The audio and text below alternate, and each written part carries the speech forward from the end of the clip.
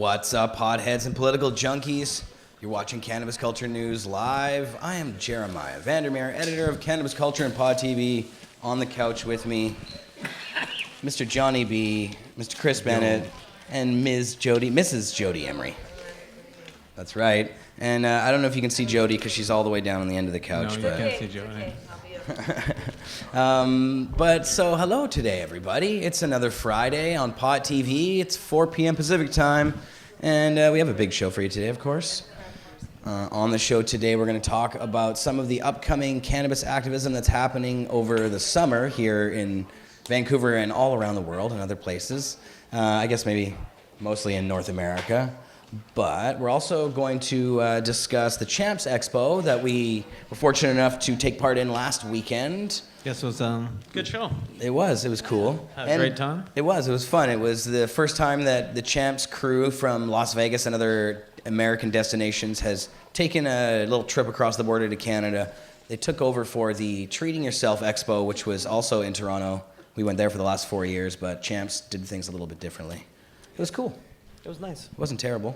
Some people were critical, but we'll talk about all that as we get into the show. Also, to start the show off today, after we talk to John for just a second and he gives me some sort of hit off of something, we're going to have Mr. Chris Bennett come on, and cannabis historian Chris Bennett come on and talk about his latest video that is a popular viewing item on Pot TV YouTube right now. And if you go to the front page of Pot TV at pot.tv, you can find his Cannabism video about references to cannabis in the Bible, in the Old Testament. So Chris is on the couch. We're going to talk to him in a sec.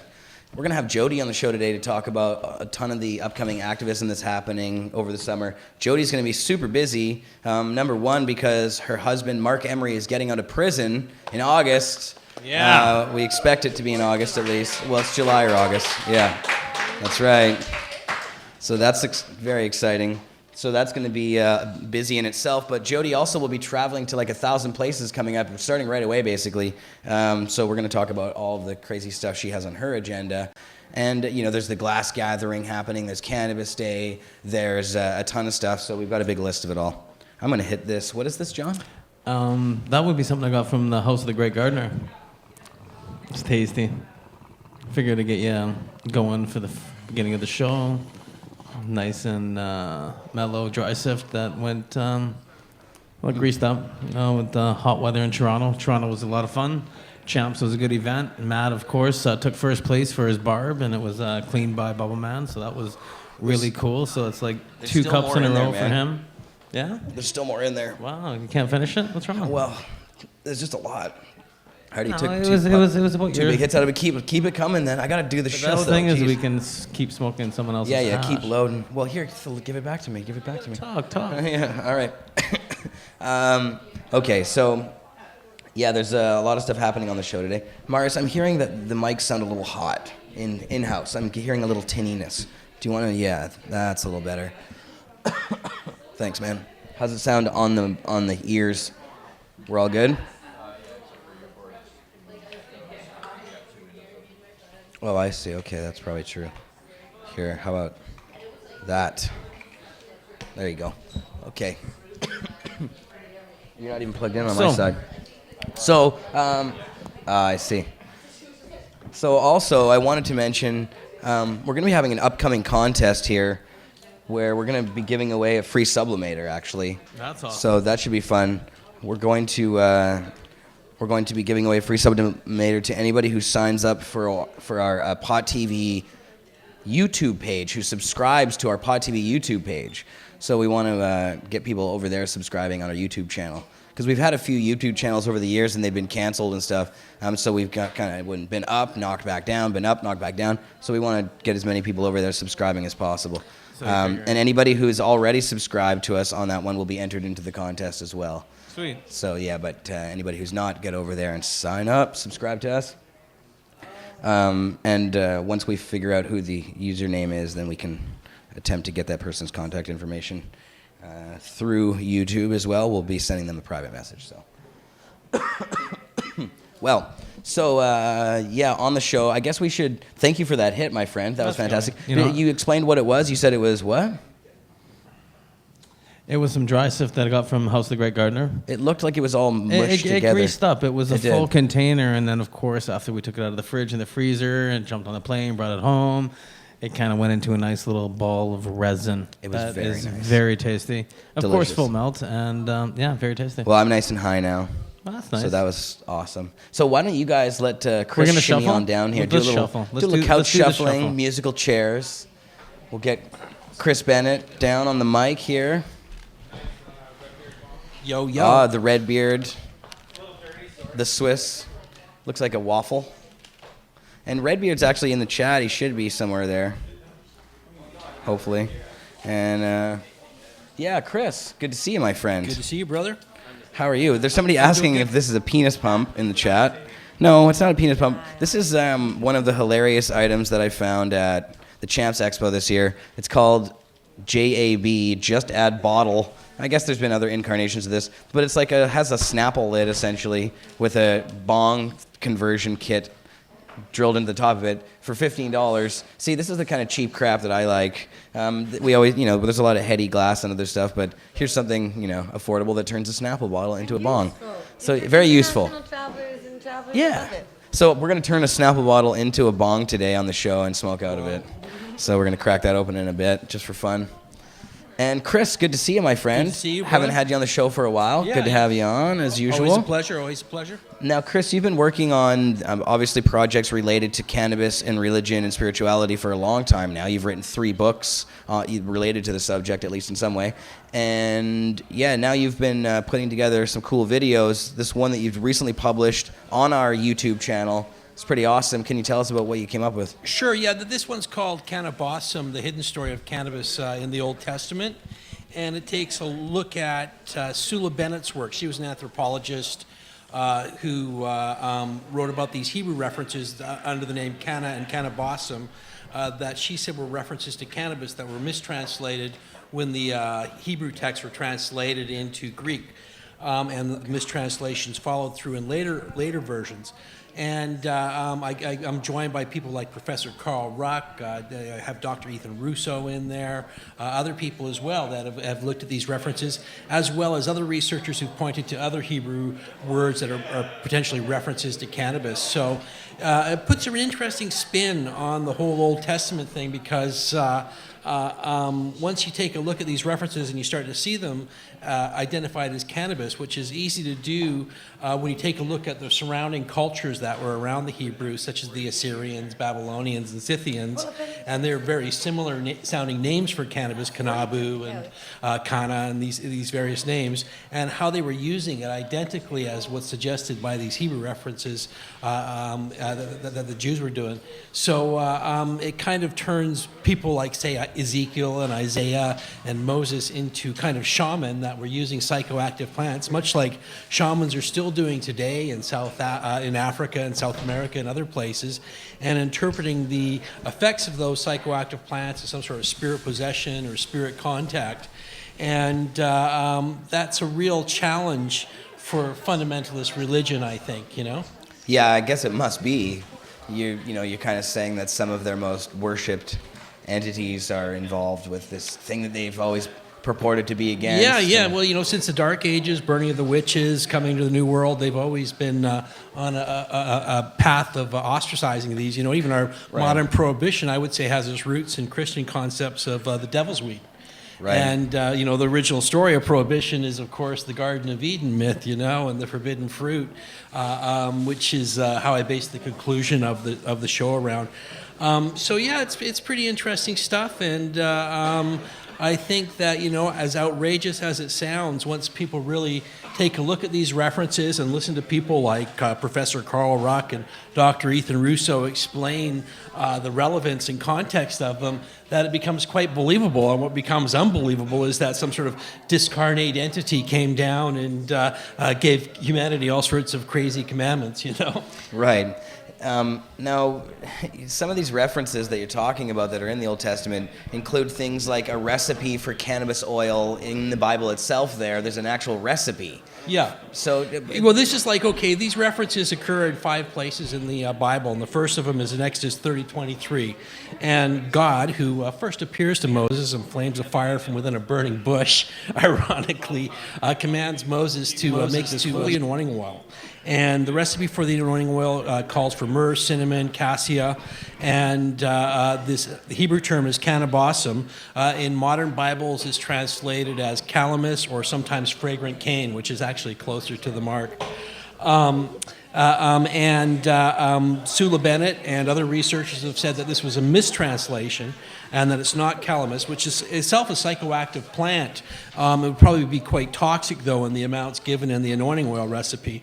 And every time that Moses is to speak to the Lord, he's to anoint himself with this anointing oil, and THC is fatty soluble, can pass through the skin, but he's also to anoint the altar of incense, and so he places some of this oil. So this was like a potent kind of form of cannabis oil, even though it's made with olive oil. Olive oil is quite good at extracting THC, and incenses themselves back in those days were quite primitive, mixes of powders and things like that, and so they required oil to kind of even get them going, right? So the anointing oil would be used like that, and then he would speak to the Lord in the pillar of smoke over the incense altar. Now it's interesting because in Assyria, which was close by where we have a lot of archaeological evidence, there was an almost identical recipe used in the temple rites there, and also topical preparations used for aiding in rapport with God. So we have this almost identical use of incenses and topical ointments in order to help one get a rapport going with God, containing cannabis under the name cannabu, which is very similar phonetically to the Hebrew term cannabisum, happening right by or nearby Assyria. And this is like, well accepted a fact amongst Assyriologists and ancient historians. It's not any sort of interpretation of mine. Right. Now, you talked about one other thing, that the calamus, that they thought that it might be instead. But, I mean, there's really no other options for what this could be, are there? Yeah. Well, it's, the descriptions of canna, when you take a look at them in the Old Testament, they describe a plant that could be used as an incense, a topical ointment, also a source of seeds. They would call it grains, you know what I mean? And cannabis was considered a grain in the ancient world. And the Hebrews actually had a name for cannabis, the shadanaj, which means royal grain, and was adopted from the Persians. And we're quite familiar with the nutritious qualities of the hemp seed, and also a fiber plant. And the canna is described as a fiber plant as well. And so it really limits the amount of potential candidates once you understand. Right. There's so many uses for cannabis, and there really aren't that many uses for all these other plants. When No. Yeah. And it was like the common term for cannabis in the ancient world, which spread around by the Scythians, who were in close contact with the Hebrews, was canna. And this term it was adopted into the Hebrew lexicon, so it's not even a Hebrew term. It's the common Indo-European term that is the root word for many of our modern and existing terms for cannabis, such as our own word, cannabis. Right. So really, Jesus was going around anointing people in cannabis oil, healing their wounds. Well, I don't cover that in this particular show. It's just the Old Testament. Old Testament stuff. Although I have written later, about it. People are interested in that. They could Google Jesus cannabis. There's some good articles out there. Now, is the recipes in the Old Testament? Recipes in the Old Testament. So we're talking about cannabis appearing not just in the Old Testament, but also in the New Testament. I mean, it's all over the place in the Bible then. You said there's not references. like direct references to this Hebrew term cannabisum in the New Testament, which wasn't written in Hebrew. Right.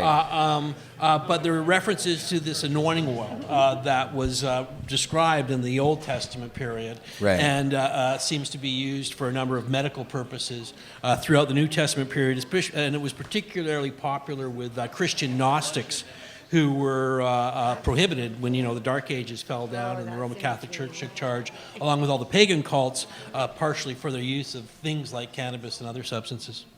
Right. Yeah, the persecution has been going on for a long time. It's been going on a long time. I tell you what, when this show reaches 50,000 views, I'll do one on the Christian use there, and we can come back and cover it up That again. would be fun.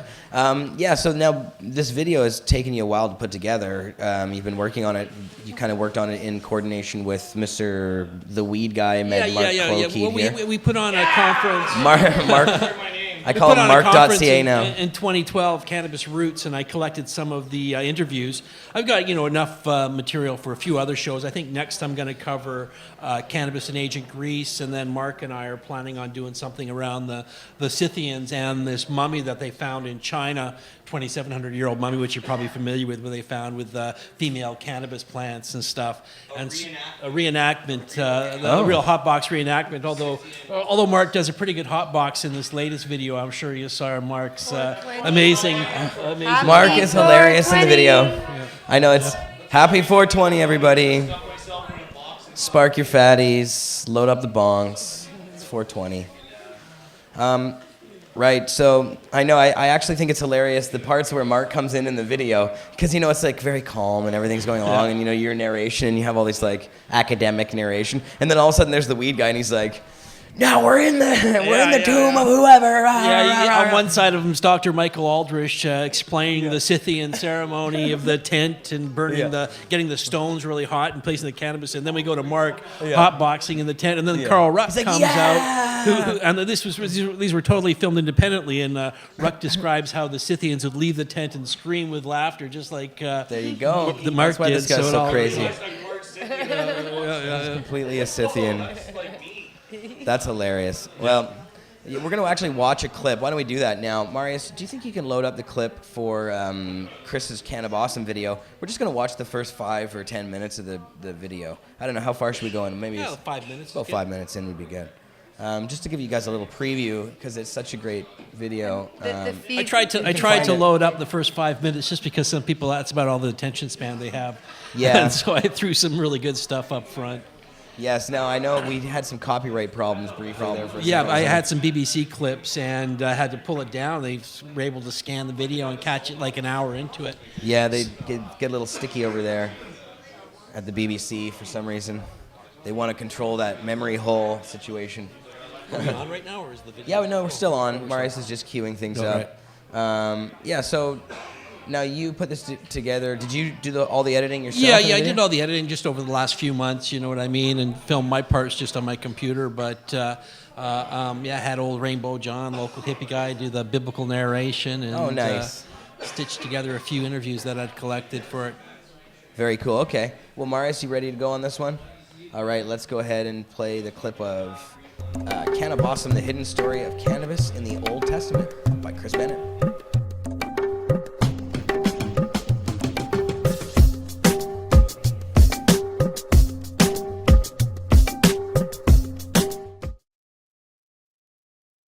The role of cannabis is best documented in the holy anointing chrism and sacred incense of Judaism, as prescribed in Exodus of the Old Testament. It contains a huge quantity of a so-called fragrant cane designated as cannabosum.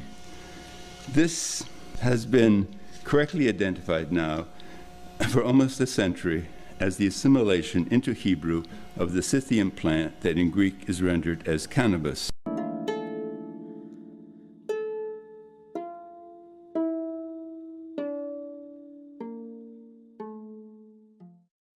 Let me state right at the outset that I think it's absolutely clear that cannabis was in the Holy Land. We have archaeological proof. Dated to the 4th century, there was this carbonized fragment of cannabis that was found in a cave in Bet Shemesh in Israel. Additionally, I firmly believe that cannabosum in the Hebrew was cannabis. So I'm absolutely convinced it was there. You know, as mentioned in Exodus, that cannabosum was part of the holy anointing oil, also used as an incense, and it really makes sense.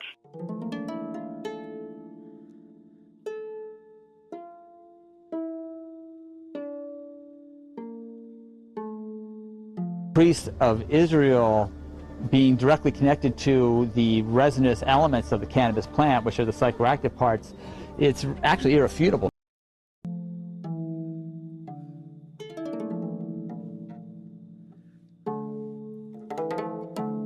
Every time that Moses is to speak to the Lord, he goes into this enclosure called the tent of the meeting. He covers himself in this oil, and THC, the active ingredient in cannabis, is fatty soluble and can pass through the skin. And he places some of this oil on the incense altar, he burns it, and he speaks to the Lord in the pillar of smoke over the incense altar.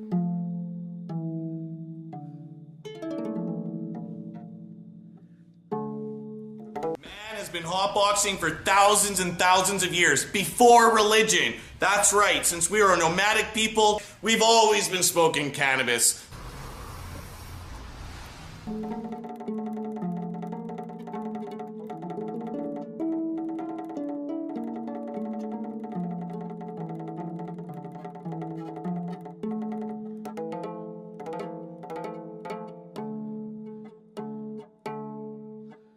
In this show, we're going to be taking a look at some very interesting references to cannabis that are alleged to appear in the original Hebrew text that made up the Old Testament. My name is Chris Bennett, and I've been researching the role of cannabis in a variety of different religions for over 20 years. And in this episode, I'm going to be joined by people like Professor Carl Ruck, the words of Dr. Ethan Russo, and others to take a look at these fascinating references discovered by the Polish anthropologist Sula Bennett. Sula Bennett, also known as Sarah Benetawa, lived from 1903 to 1982. She was a Polish anthropologist who studied Polish and Judaic customs and traditions. One part of Bennett's writing which has attracted some modern attention is her claim that the herb known as cannabis, mentioned in the Hebrew Bible, may relate to the religious use of cannabis.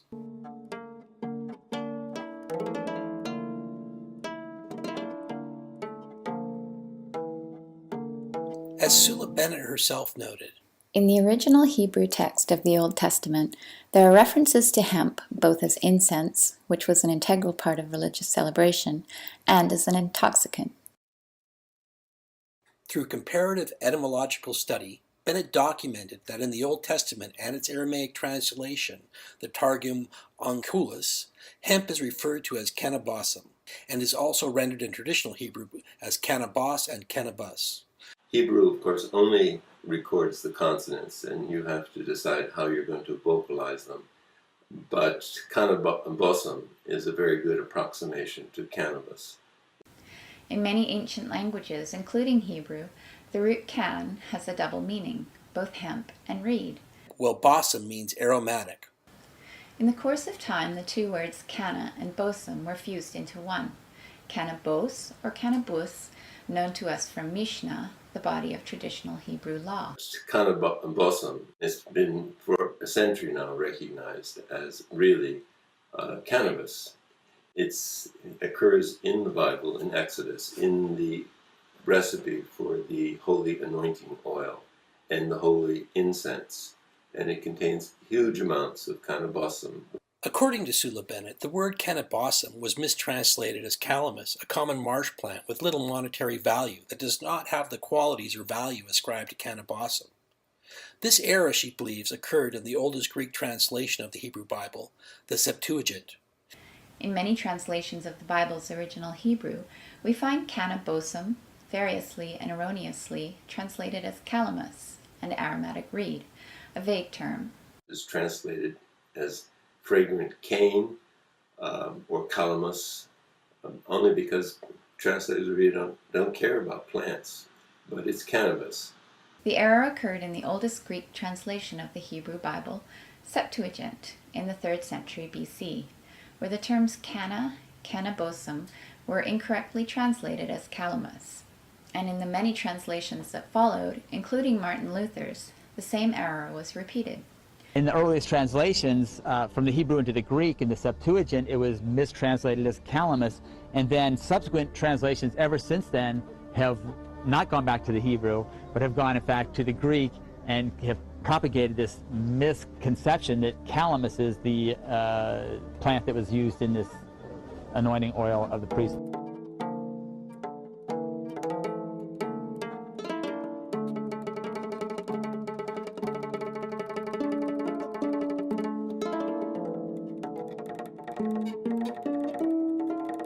Other references to canna in the Old Testament's original Hebrew and elsewhere make it abundantly clear that this is a designation to a plant that could be made into an incense, a topical oil, as well as a fiber and food source.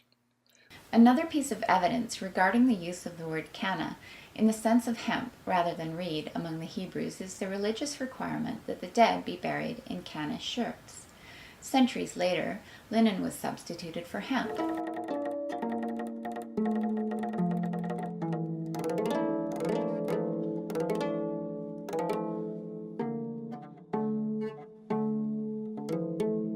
Linguist Burgess Shale points to a number of references in the Old Testament that clearly indicate Kenna as a fiber source, such as the reference in Ezekiel 43 to the prophet's vision of a man holding a line of flax and a measuring reed, actually designating a hemp rope and stalk used as measuring tools, and as held in depiction of Assyrian rulers and deities, who we'll be discussing shortly for their connection to cannabis incenses and topical oils. Kenna appears in another vision in Genesis 41:20. We're back. And then somehow knew that we were going back and said it before I even pressed the button. Love when that happens. Fast action live. Fast action. Hi, Jodie Emery. Hi, Jamal Vandermeer. How's it going? I'm doing pretty well. That's great to hear. I'm trying to say well more than good. Proper English.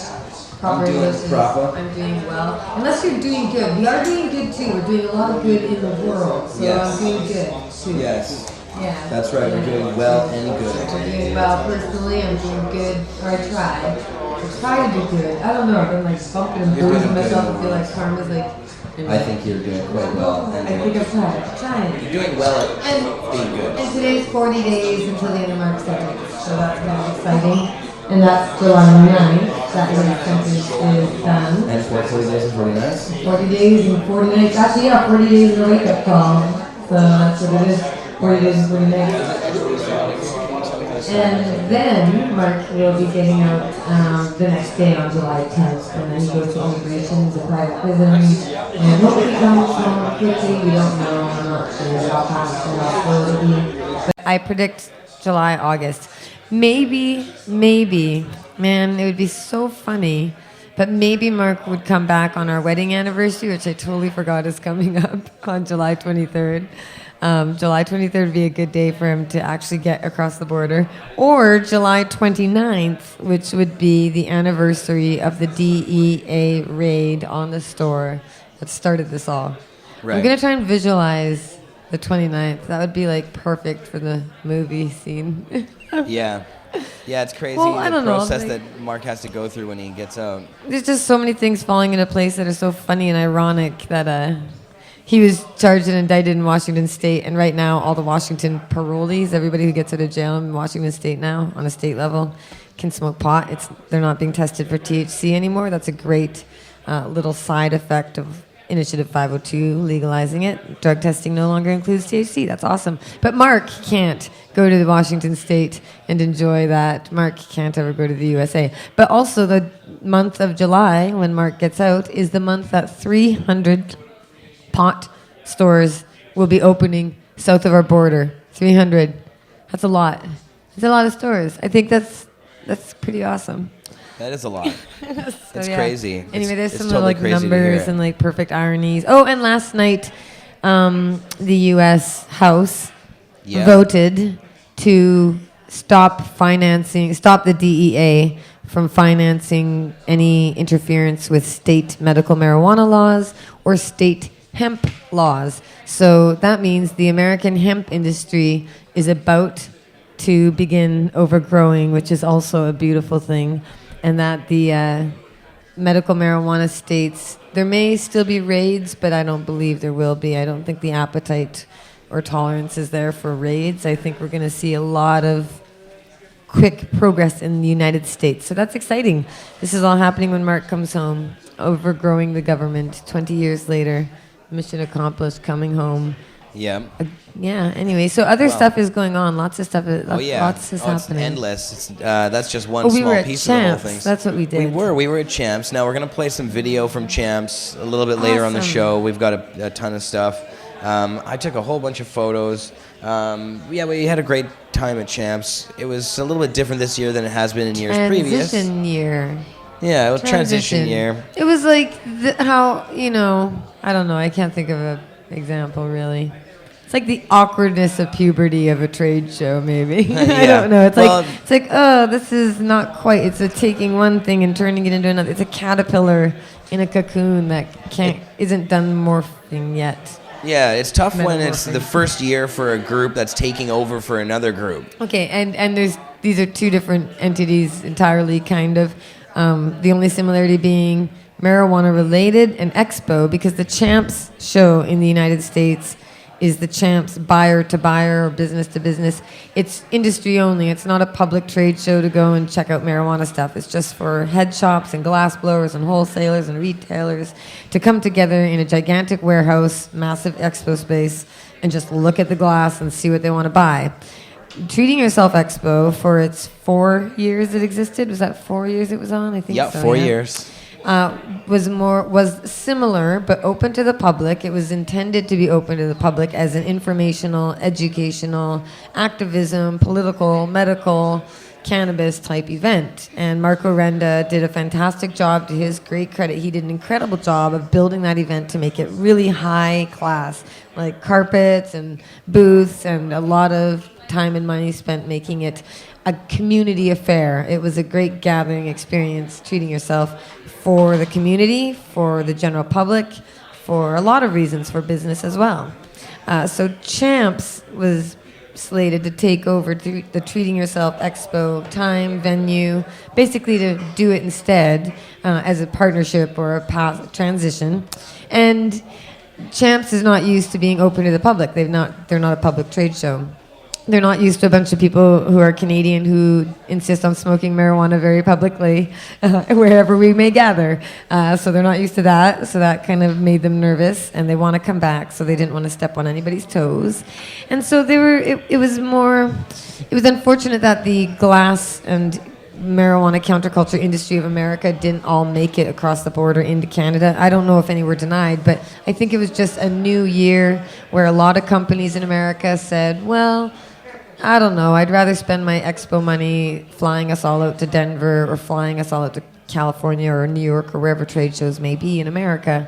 So coming up to Canada might not make sense for the vendors of Champs for now. And then the Treating Yourself folks, everybody was so excited about it, but it didn't quite have the community feeling that it used to because the big smoking area out back was closed down. And even though I know it sounds kind of ridiculous, but I think it's easy to note that drinking alone or drinking with friends or smoking a cigarette alone or smoking a cigarette with people outside, smoking marijuana with people is a very nice thing to do. So we didn't really get to do it in the same way. That took away from the community event. Transition year, hiccups and bumps. Next year will be better. Yeah. Yeah, and it's true that still good. Good it was to their tough credit. because that back end, on the day that we show up, we're not allowed back there where everybody's used to going back to Puff. And yeah, it's really important. So there's a lot of people who networking. want to, the med patients really want to be able to, consume their like medication. someone got arrested on the first day out front. People went out front, but it wasn't the same. We were out there for a 420 out front. And every day we were there, it seemed there was a baseball game, and the Blue Jay fans were all flooding out of the building next door. I don't know what the building's called, Rogers Arena or something. Yeah. A gigantic thing. And so there were way I don't know more, what it's called, Roger, or maybe it's that. Blue Jays fans than Smokin' Jays fans outside the front for 420. But it was, again, transition year. Next year will be better. We'll work with them to make it awesome. Yeah, no, I think they, for all things considered, they did a pretty good job. Yeah, it was there were good. things that I would have probably done a little bit differently if I, but still, you can only ask for so much. They do have 4 other expos that they do every year, and actually, it turns out, I guess they're going to try and do another one in Toronto, and then they're actually talking about doing another one in Vancouver as well. Vancouver might not, I don't know if it, well, it'd be nice if it could fly out here, but I don't know. Yeah, I'm not Vancouver really seems sure so Vancouver small could in support ways. one. Yeah, we've tried to have expos here before, but it's like we're way out on the coast, and if you go north, it's mountains and emptiness. If you go south, it's just the border, so don't. And then if you go to the east, you're like hitting, again, more emptiness and openness, and then the mountains, the Rocky Mountains, the big ones, and then the prairies, and then the majority of Canadians. Yeah. So Vancouver is like a nice little spot. Yeah, but and sometimes it's about the size too. I mean, Toronto is a lot. It's just big enough to support one out there in the way that because any smaller and biggest city in Canada, just big enough to support a weed expo. But the industry, we'll see how it goes. There is an event coming up. I was at the Vancouver inaugural, I believe the word is, event, the very first of many. Inaugural? Yeah, inaugural, sure. Yeah, the first. Yeah. Expo for the Green Rush Conference was here in Vancouver. Right. A couple of weeks ago, I think it was. And they're having another conference in Toronto on June 26th So if you're interested in that, I was invited to go. Can't afford it. I can't afford the time and the Organized energy. in part by John B., who's sitting over there taking photos yes, John now. Berfelo is involved with that too. So check out Green Rush Conference. But other events, I wanted to mention more about money and marijuana. There is a conference being held here at the Vancouver Convention Centre, which is the big one, the convention centre. And it's the Cambridge House presents the Canadian Investors Conference. So if you go to my twitter.com/Jodie Emery, you can see the webpage, and it's about money, mining, gold, metals. That money stuff I don't even understand. I don't know the difference between a stock and a bond.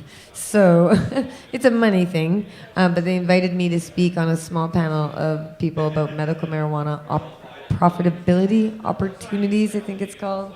But of course, I'm going to focus on my compassionate cannabis capitalism approach.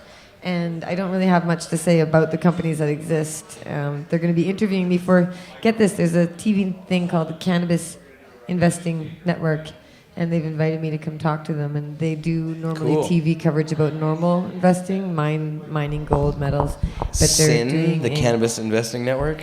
Sin. It would be sin. It would be I was just joking. Yeah, evil. See the sin, but, sin. Yeah, I get it. It's like evil.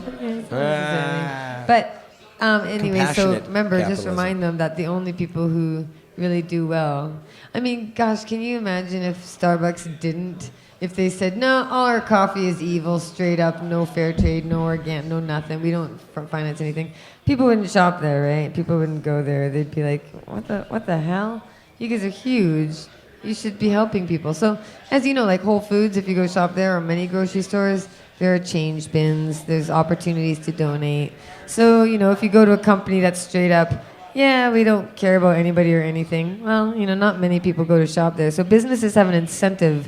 They want your money. Businesses want your money. So they're going to want to make you happy. So they should offer you something that makes you happy.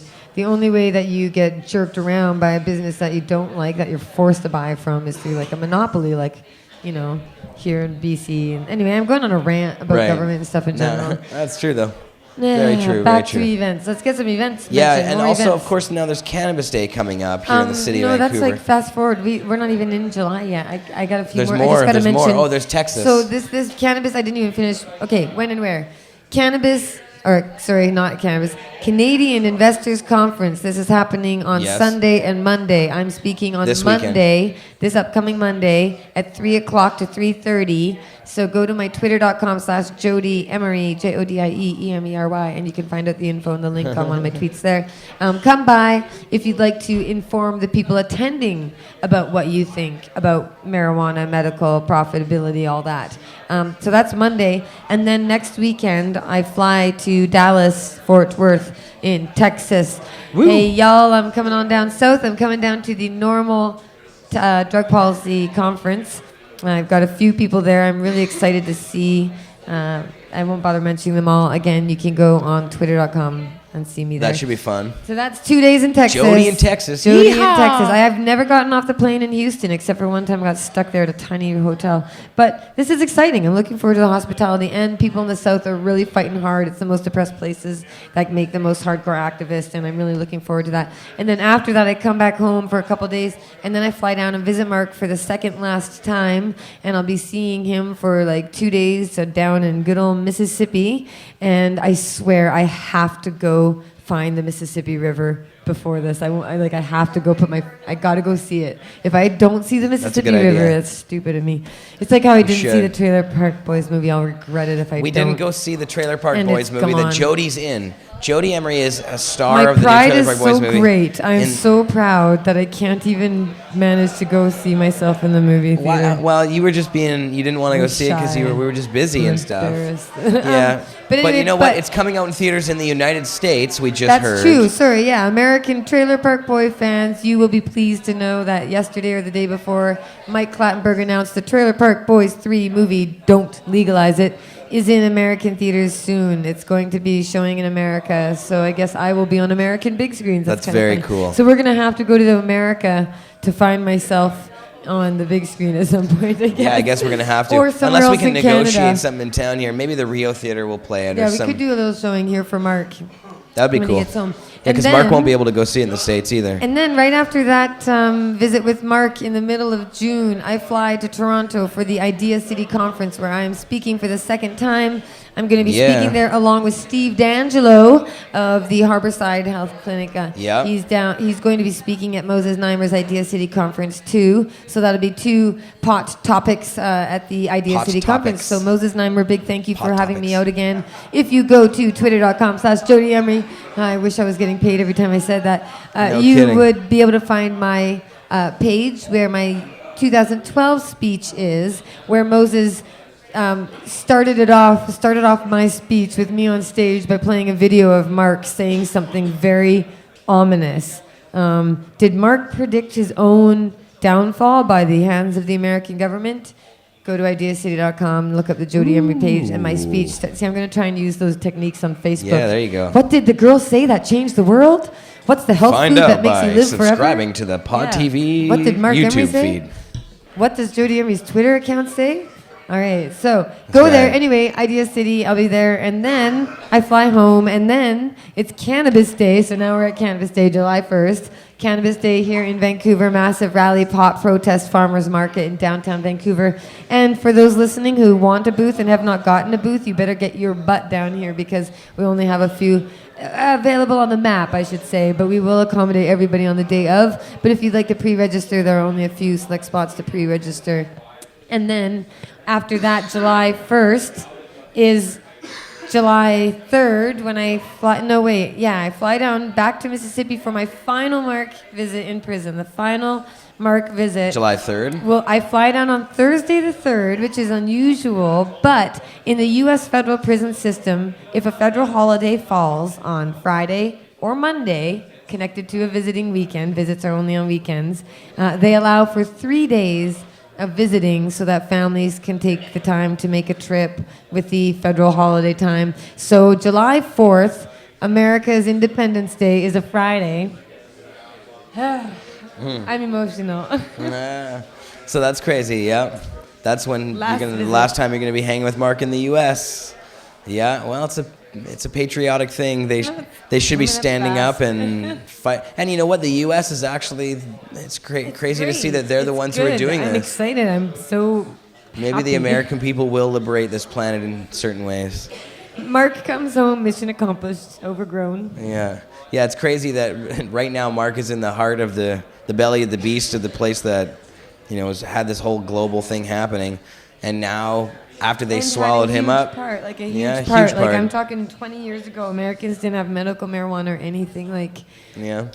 when Mark comes home, all the people who were helped by him are going to step forward. And, well, we're already slated to speak in Spain, in Ireland, in Vienna. We've been invited to the country of Georgia, tiny little Georgia. We've been invited to Uruguay, of course. We're being invited by people and politicians all over the world saying, help us make it happen here.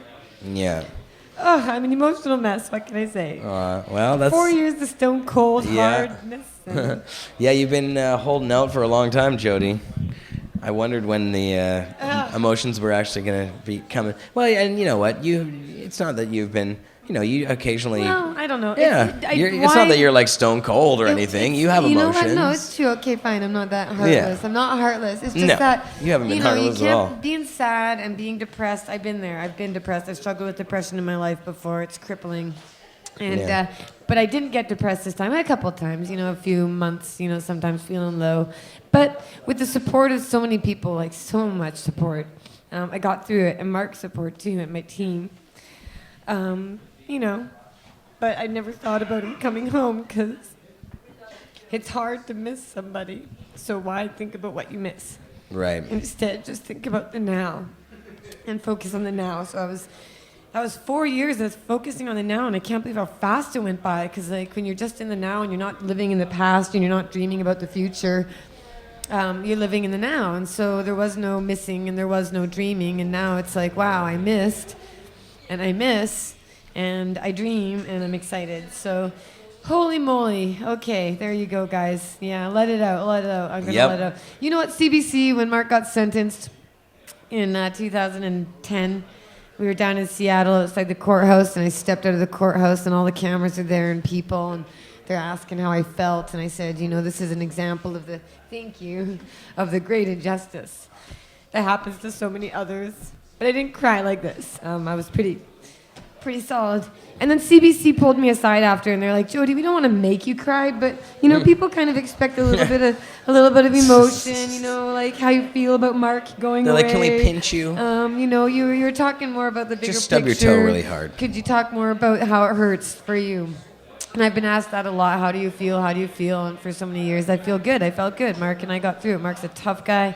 He's a positive guy. I was tough and positive. And I don't know, something's going on inside me. I guess I was suppressing emotions, and now they're coming out. So I'm sorry. I'm sorry to everybody I've been a bitch to. I'm going to say it, because I have been. I've been kind of short with people. My patience is a little lost. So if I've been a little rude, if I've been a little shy or hidden away or maybe a little curt to anybody and everybody, Marc Emery, my husband included, he gets the brunt of it, I guess. I'm sorry, but I'm trying. Okay, I shouldn't keep crying like this. I gotta pull myself together. I'm done. Yeah, Well, I'm good. that was it was nice, There Jodie, you go. to there you go. I don't give him a cry bit of the alone. I never realness. cry alone. It's only in front of people. Keeping This it is- real. If I could just go home and cry, that'd be fine, but I don't, because I'm not sad like that. It's just other people. You guys bring it out on me. Yeah. You guys It's like when the kid. making me cry. It's Yeah, your that's fault. right. Well, because, and like you said this before, it's interesting where everybody keeps reminding you of what's happening. So it's like you're trying to not think about all this stuff that's happening, and then every single person says, "Oh, I'm so sorry about Mark," and so of course you have to think about it all the time, over and over and over again. That gets a little much, It's because okay. and it's all and it's good. really It's and good. everybody It's gives you the wonderful. hug and does that whole thing, and it reminds me of when I was a kid and I would fall down or something. I'd be totally fine, and it was when my mom or whoever came to give me a hug and "Oh, are you okay?" That's when you're like, "Yeah," and then you start, Wait, that's where I the am crying. hurt. Yeah. Hold on. Yeah, exactly. Oh, that So you does kinda, hurt. Oh, yeah. hold on. I am sad. Yeah, That's one of those sometimes how it things. gets. We It are gets that way. strange monkeys, But you know I what? guess. It's super. It's overwhelming, because when I think 40 days until his release, and then for all you dabbers and oil heads out there, 7/10 is the actual day that Mark gets out, handed out of the prison. So 7/10 is the Right, oil number. July 10th. So all you dabbers celebrate. And then he's gonna be here this summer. He's actually gonna be sitting in this lounge. He's going to be playing bass guitar, which I've never seen him do, right here in this corner, right here in Jam Night. We're gonna Hopefully we build- have a stage We're by going to then. build a stage. We're going to build a nice stage raised area in this area. Yeah, and make some changes and around Marc here. Emery is going to be home. And Harper and the Conservatives, I know they're watching, and they're shaking in their boots. But we're not dangerous. We're just scary to you. We are. Anyway, okay. So, I should wrap it up. I should shut up. You have So to now, interrupt me. no, it's fine. So we talked about the trip. Now there's All the also the things. glass gathering that's coming up. Now this when is is Redbeard's that? glass gathering. That's on I July can't go. 4th. No, you can't go because you'll I'm be gone. visiting I Mark in the wouldn't go anyway 'cause States. I'm tired. Yeah, and but I'll be going to that. So as soon as Cannabis Day is done. It's hosted by Redbeard, who is a Hosted by fantastic Redbeard. glassblower who's not only incredibly talented and skilled, but one of the most generous, kind-hearted people I know. He sincerely gives from his heart in so many ways, not just from his heart, but from his lathe. Is that what those things are called? A lathe, The lathe, yeah, the glass his lathe. torch, He his gives him his lathe, he's lathe. I got- don't know. Sure, He that's gives something. glass. Yeah. He gives glass. He gives good glass. He's Redbeard's fantastic. He's a Now wonderful Redbeard guy. did some amazing work for us when we were at the Champs Expo. He Yeah. actually was doing his Hosting. show, the Redbeard Show, which he does every Saturday at 4 p.m. I got Pacific to work time with him. I on got Pot to film TV. with him with the camera. Yeah, It he was went tons of around, fun. hosted some content, Yeah. basically interviewed all the glass blowers, showed people how they were collaborating together on that big train set that was back there, walked everybody through, interviewed the glass blowers. It was awesome. So Redbeard is quite a talent. He also has a show on Pot TV regularly. That's You right, can every tune Saturday, in 4 p.m. Every Saturday. at Pacific 4 p.m. time. That's awesome. The Redbeard Show. It's very popular. And so this glass gathering, is it open to the public? Just one quick question. How do people find out about this? Yeah, the glass blowers, gathering, maybe? Great Canadian Glass Maybe glass Gathering. blowers? So it's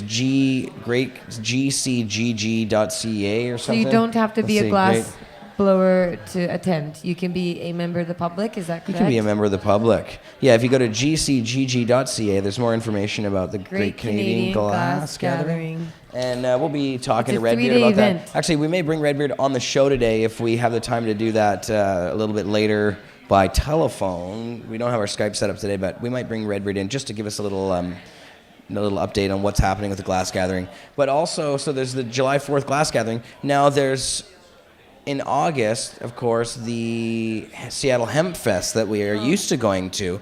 Now, we're not sure if we're going to really be going down there or not. I just wanted to comment because I noticed some people questioning about the process of Marc. Just quickly, exactly how it happens. On the 10th, he'll be handed out of the Bureau of Prisons, the U.S. Federal Bureau of Prisons custody, into the hands of Immigration and Customs Enforcement marshals who will escort him to a facility in Louisiana that holds illegal immigrants or, soon to be deported prisoners. And he should be moved out of there quickly because he already has a case number, he already has a case worker, he already has an expedited removal order, he already has another piece of paperwork I have to go find at home somewhere in my stuff.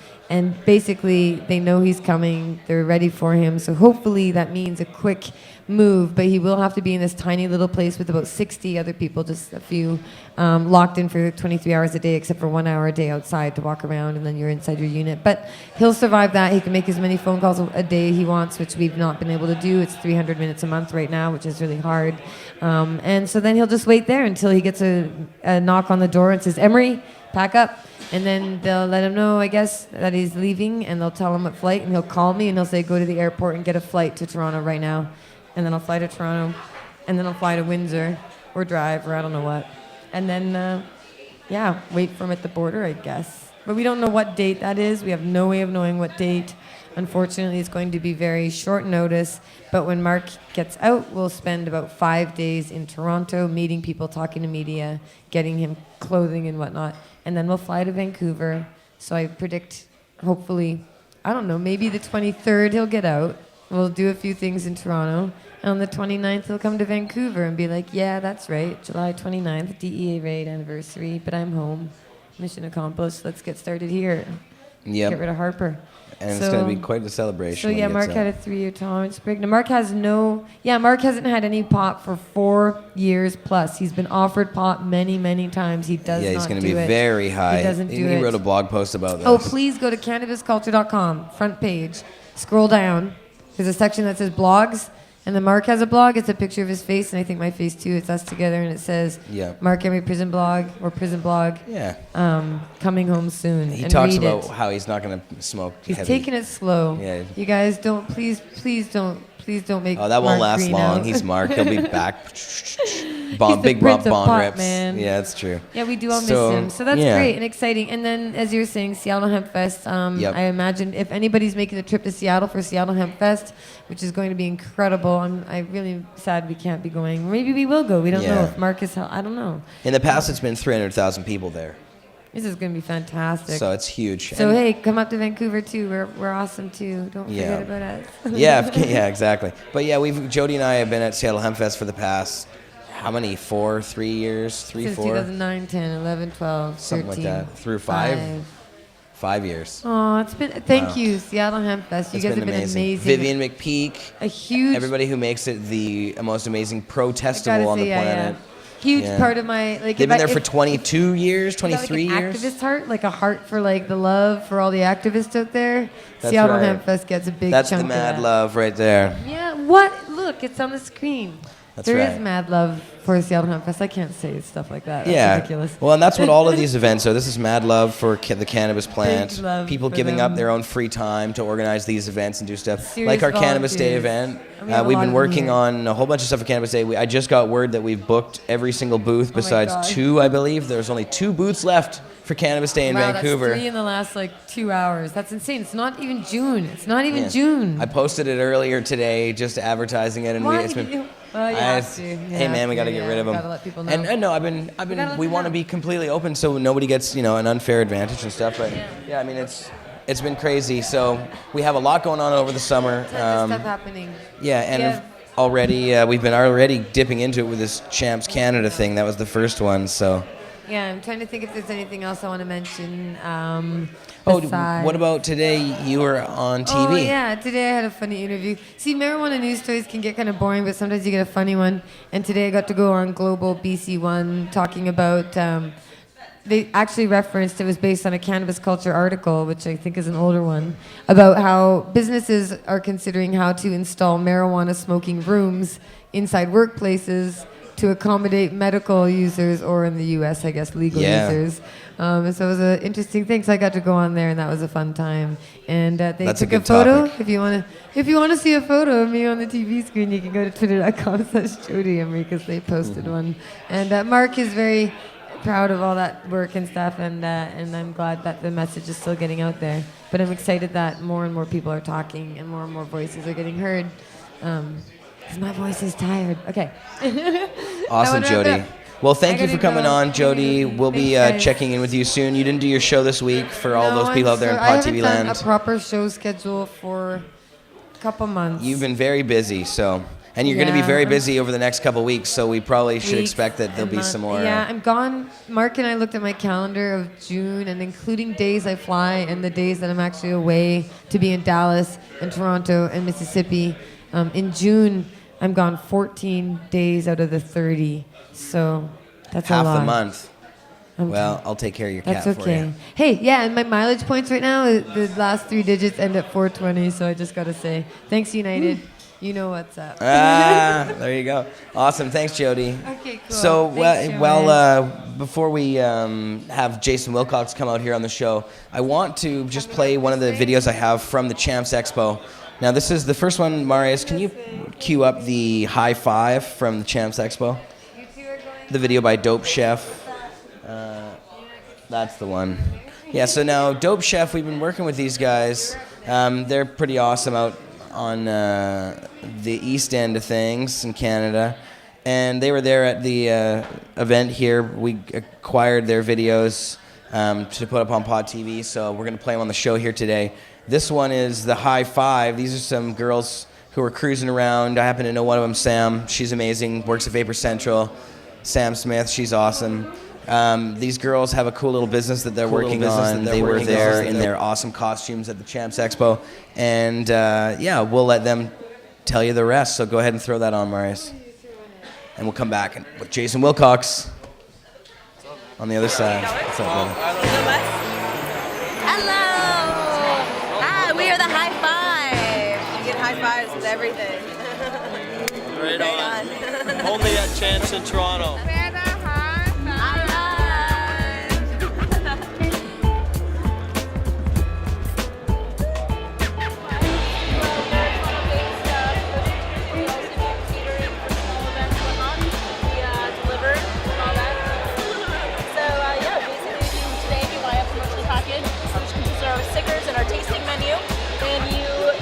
One of our delicious baked goods as well. TheWeedGuy. Catering company. You want to come to your hometown and throw a party? That sounds awesome.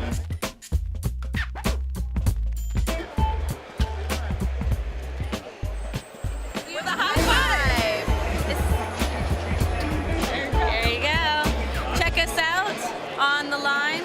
Promotional and baking goods. What we're doing this weekend is we're selling our stickers for $10, $15, $20 so that we can give you free samples of our baked goods. We're the High Five. Yeah, you will. Yeah. So this is the promotional package. It comes with 2 stickers. And our menu you just got. Awesome. That menu is just what we have this weekend. Peanut butter and chocolate, shortbread caramel. We are the High Five. We are a cannabis promotions and catering company. We like to party and we want to bring the party to your hometown. We can throw dinners, buffet style, feed up to like 30, 60 people, or we can do intimate tastings where we come into your home, bring samples, you and all your friends get to taste everything and place your orders from there. We're going to ship across Canada and we want to travel, so let's party. Thanks. All right, good. See you later. Very tempting. Yeah, have a good one, guys. We have got we're hawking our wares over here. We've got these stickers for sale. When you buy a sticker, you happen to receive a giveaway. Giveaways being shatter candies, medicated popcorn, and we've Rice got Krispie all treats. sorts of goods. Grandma's shortbread. Yeah, the famous. Yeah, it's the old Italian recipe of Grandma's shortbread. Yeah. Both chocolate chip and toffee chip. Or if you want us to throw a party for you, we are a party. These are the stickers. These are the stickers here. Yeah, we've got a couple different kinds. Alrighty, there's your package. Enjoy your free sample. Yeah, we do You can find us promo on and catering. Facebook, Instagram, Twitter, all of that. And if you want things shipped across the country, let us know. Yeah, I'm just hungry. We're back now. I'm gonna hit the bong. Yeah, those girls made me hungry. Where that light? Is there a light over there? I seem to. That. Jason, you mind passing me? Yeah, thanks, brother, man. I'm gonna hit this bong.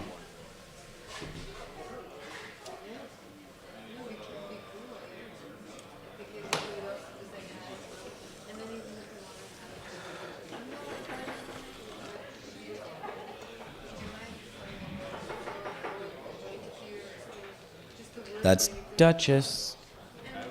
So hi, Jason Wilcox. Good to have you on the show. Hi, Jeremiah. Thanks for having me back. Haven't seen you for a while. Yes. Well, I saw you when we were in Champs in Toronto just recently at the Champs Expo. Yes, and that's kind of why I wanted to come on, is just to give a shout out to a lot of the patients. We had a coalition benefit event at Vape on the Lake, and we hotboxed that place and had a lot of support. I think we raised $600. Marco Renda's Vape on the Lake. Marco Renda's Vape on the Lake. Shout out to Marco. Thank you. For that, because we did raise $600 at that event. And then, of course, during the weekend, I think the total was 4,300. Sandra just texted it to me for all three events, like over the weekend, including the booth. I think the most important thing was the booth was overwhelming. It was a number of medical patients coming up, and they're in crutches, and they got brain aneurysms, and they're all telling me their stories, and they're saying how we saved their lives because they did not want to go to an LP and they could not afford it. And it really reminded me of just how much why we fight and the impact. And in our booth, you were there, you seen it. It was busy with medical patients coming up and donating. Yeah. And well, people are interested in this issue because it's important to everybody. It is. It's important. Well, this is the thing: is people are now starting, like Mr. Conroy, and I'm glad Normal Canada were very clear that their position is for gardens, in their positioning for legislation. When it comes to legalization in this country, and that falls in line with the coalition's position legally, and I think that's a very important issue that I got out of that conference, and we went down there to also make it clear that this wasn't just about the medical patients. Now it seems that way, but this is also about the constitutional right to cultivate under the charter, which means that no politician can touch it. It's not an issue of politics anymore. What will be an issue of politics is what's the reasonable limits on that right to grow. But I think that what they're doing now is phenomenal, and what Mr. Conroy's done, and people coming together more and more. Shout out to MedMen. I mean, Thaddeus is awesome. He goes and wins, right across the board. Gives a huge shout out to the coalition. And then donates a bunch of his cups, and they will be auctioned off. I know Redbeard, and they're working something out for an auction of some sort to raise more funds. Shout out to Serious Seeds, who gave that nice big about a quarter pound White Russian with the original breeder signature on it. Mm-hmm. And yeah. Man, those big, huge buds that Serious Seed had at their booth were crazy. We're actually going to play a video. Marius, maybe you can cue that up so it's ready to go when we transition here. The Remo is at Champs, was there this time. He actually won some stuff in the TY, or he won one cup in the TY Expo. Yeah, he got second cup. place. Green Planet. Nutrients. Yeah, and so this is a cool little video of Remo. We'll play that in a sec, but he actually had the chance to talk to the people at Serious Seeds and take a look at the big buds they had. Now, actually, it's interesting, at Serious, unfortunately, somebody broke into the Champs Expo one of the nights and stole a bunch of the buds out of their cabinet and actually stole their High Times cup. But luckily, it was a replica that they ran away with, and it wasn't the original High Times cup. But So. Yeah, they were. These how good these guys are. Even though they went through all that and they were all stressed out, they still went and they donated. They seen that a bunch of different vendors were helping the coalition out with different items for raffles, and they turned around and decided to donate that. And at the same time, they were explaining what had happened and how frustrated they were, and we were as well. I think Mark Bubbleman there, he lost his camera. Somebody stole that. And it's unfortunate when you have such normally a peaceful general crowd that you start to have stuff like that happen. And I believe some of this was after hours, which is what made it even more, not cool, because that means potentially inside security. But I don't know, the cameras will tell. Yeah, that was, I think, must be somebody inside jobbed it or something, like one of the staff people or who knows what. I don't want to make any claims, obviously, but total speculation. But it was I had a good time there. I thought it was great. There were a lot of people complaining about certain things, of course, because it was done differently than Marco did it years previous. Didn't have any carpeting, didn't have the metal framed booths and stuff. It was all just, the backdrops were like a towel or one of those curtain rods with the curtains hanging down. So there were some aesthetic, differences. But I think overall, Champs did a pretty decent job of keeping it all together, and at least we were able to still have the expo there after, Marco kind of wasn't able to do the whole thing. Exactly. Also cool that Marco still was there doing the Treating Yourself Cup at the expo. Now, on the last day, Marco kind of did the closing ceremonies. We had all the people come up and accept their awards, and it was pretty cool. So overall, it's fun. It's Canada's largest marijuana-related expo, so it is. It's a huge. For me, going back there, I had a chance to go into Oshawa afterwards to see family, but for me, going down to Vape on the Lake, having a chance to speak to the crowd, and then get to meet a lot of people in Ontario, you got to see just how much this constitutional issue really is starting to get clearer, and there's no more fogginess around the issue of what Mr. Conroy is doing and how it sets a precedence for this country, whether it's legalization or not. If you love the cannabis plant or the marijuana plant, whatever you want to call it, for whatever reason, then you should get behind Mr. Conroy's case and help fund it. We do go to trial February 15th. We do have a concert for July 20th with the Rascals headlining, and that's now being promoted, our official poster, and tickets will be going on sale soon. And we'll let you guys know about that when they do.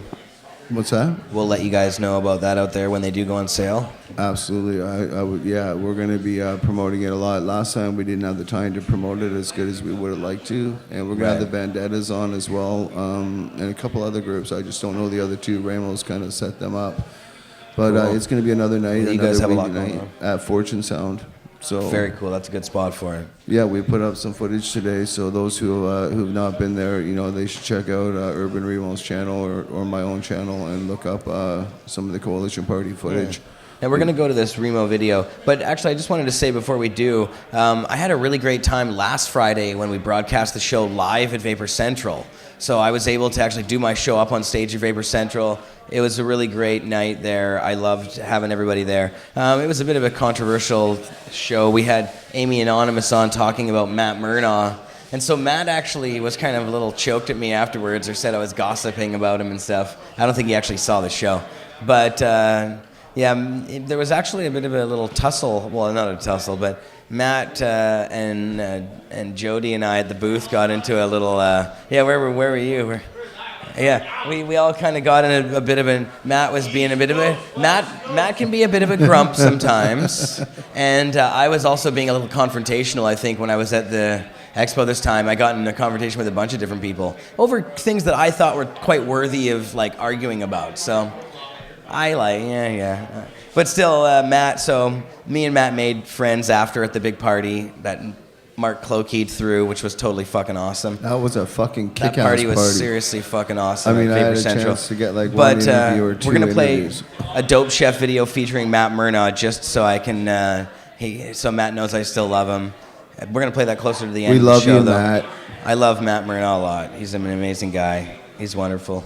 But he can be a bit of a prick sometimes, and he can get a little, he's working hard, doing a lot of stuff, and he's fighting, a couple different medical ailments at the same time while he's doing all this amazing, what he doesn't call it activism, but I say it's activism, and he's doing amazing work as a journalist and everything else too. So he's just an amazing personality.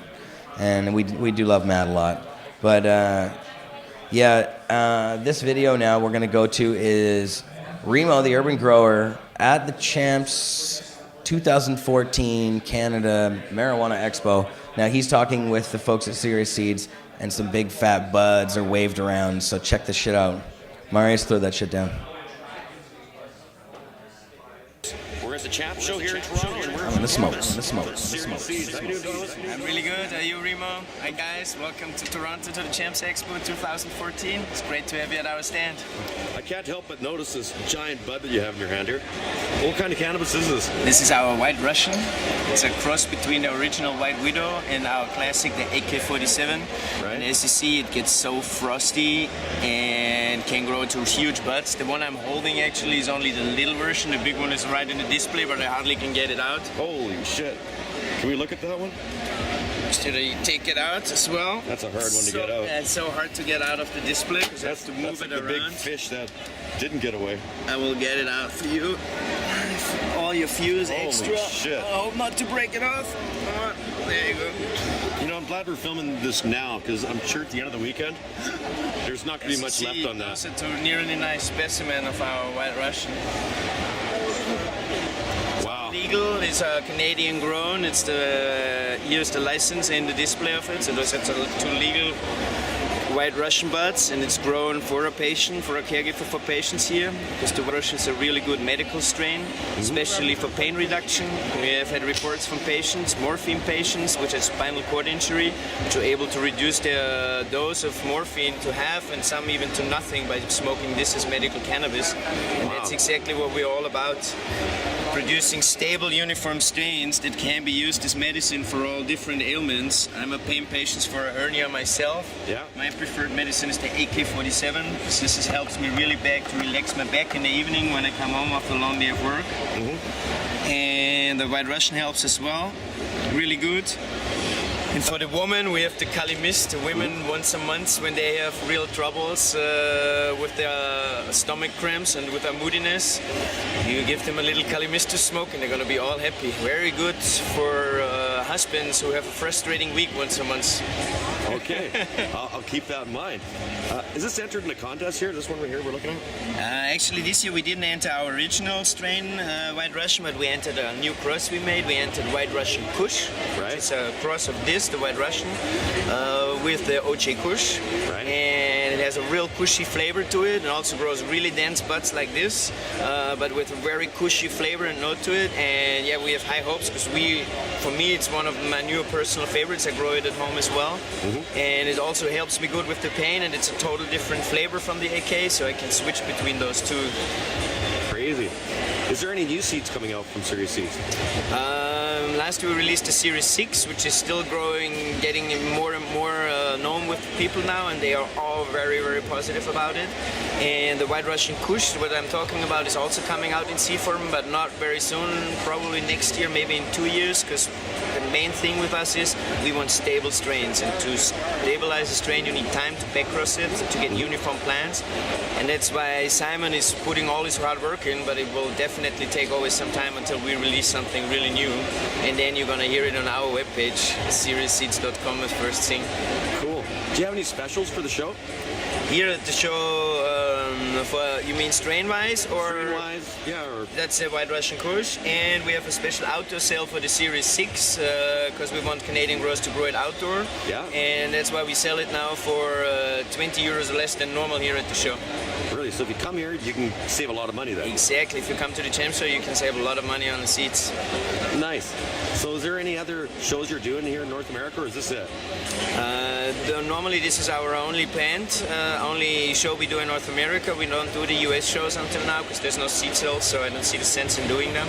Right. And the rest we're all over the European shows, Cannabis Cup in Amsterdam, Cannafest in Prague, Pot TV in Vienna, There's Cannabis in Barcelona, so we are always 6-7 trade shows a year we do, and it's great to meet the growers and to talk to them directly and get feedback from them about our strains, and to meet with the urban grower and with Remo. That's how my high point every day, to do the video with you.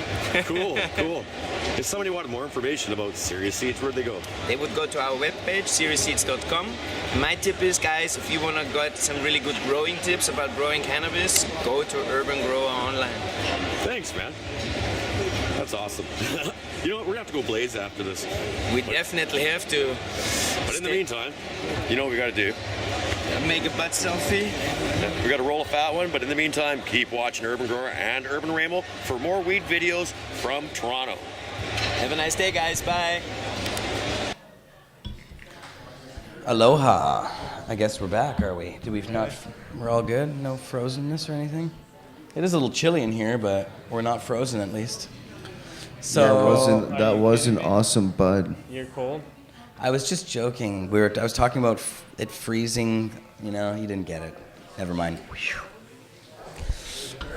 If I lean over, I'm at the Right, camera. very sophisticated humor. What did you want to know? Why am I sitting here?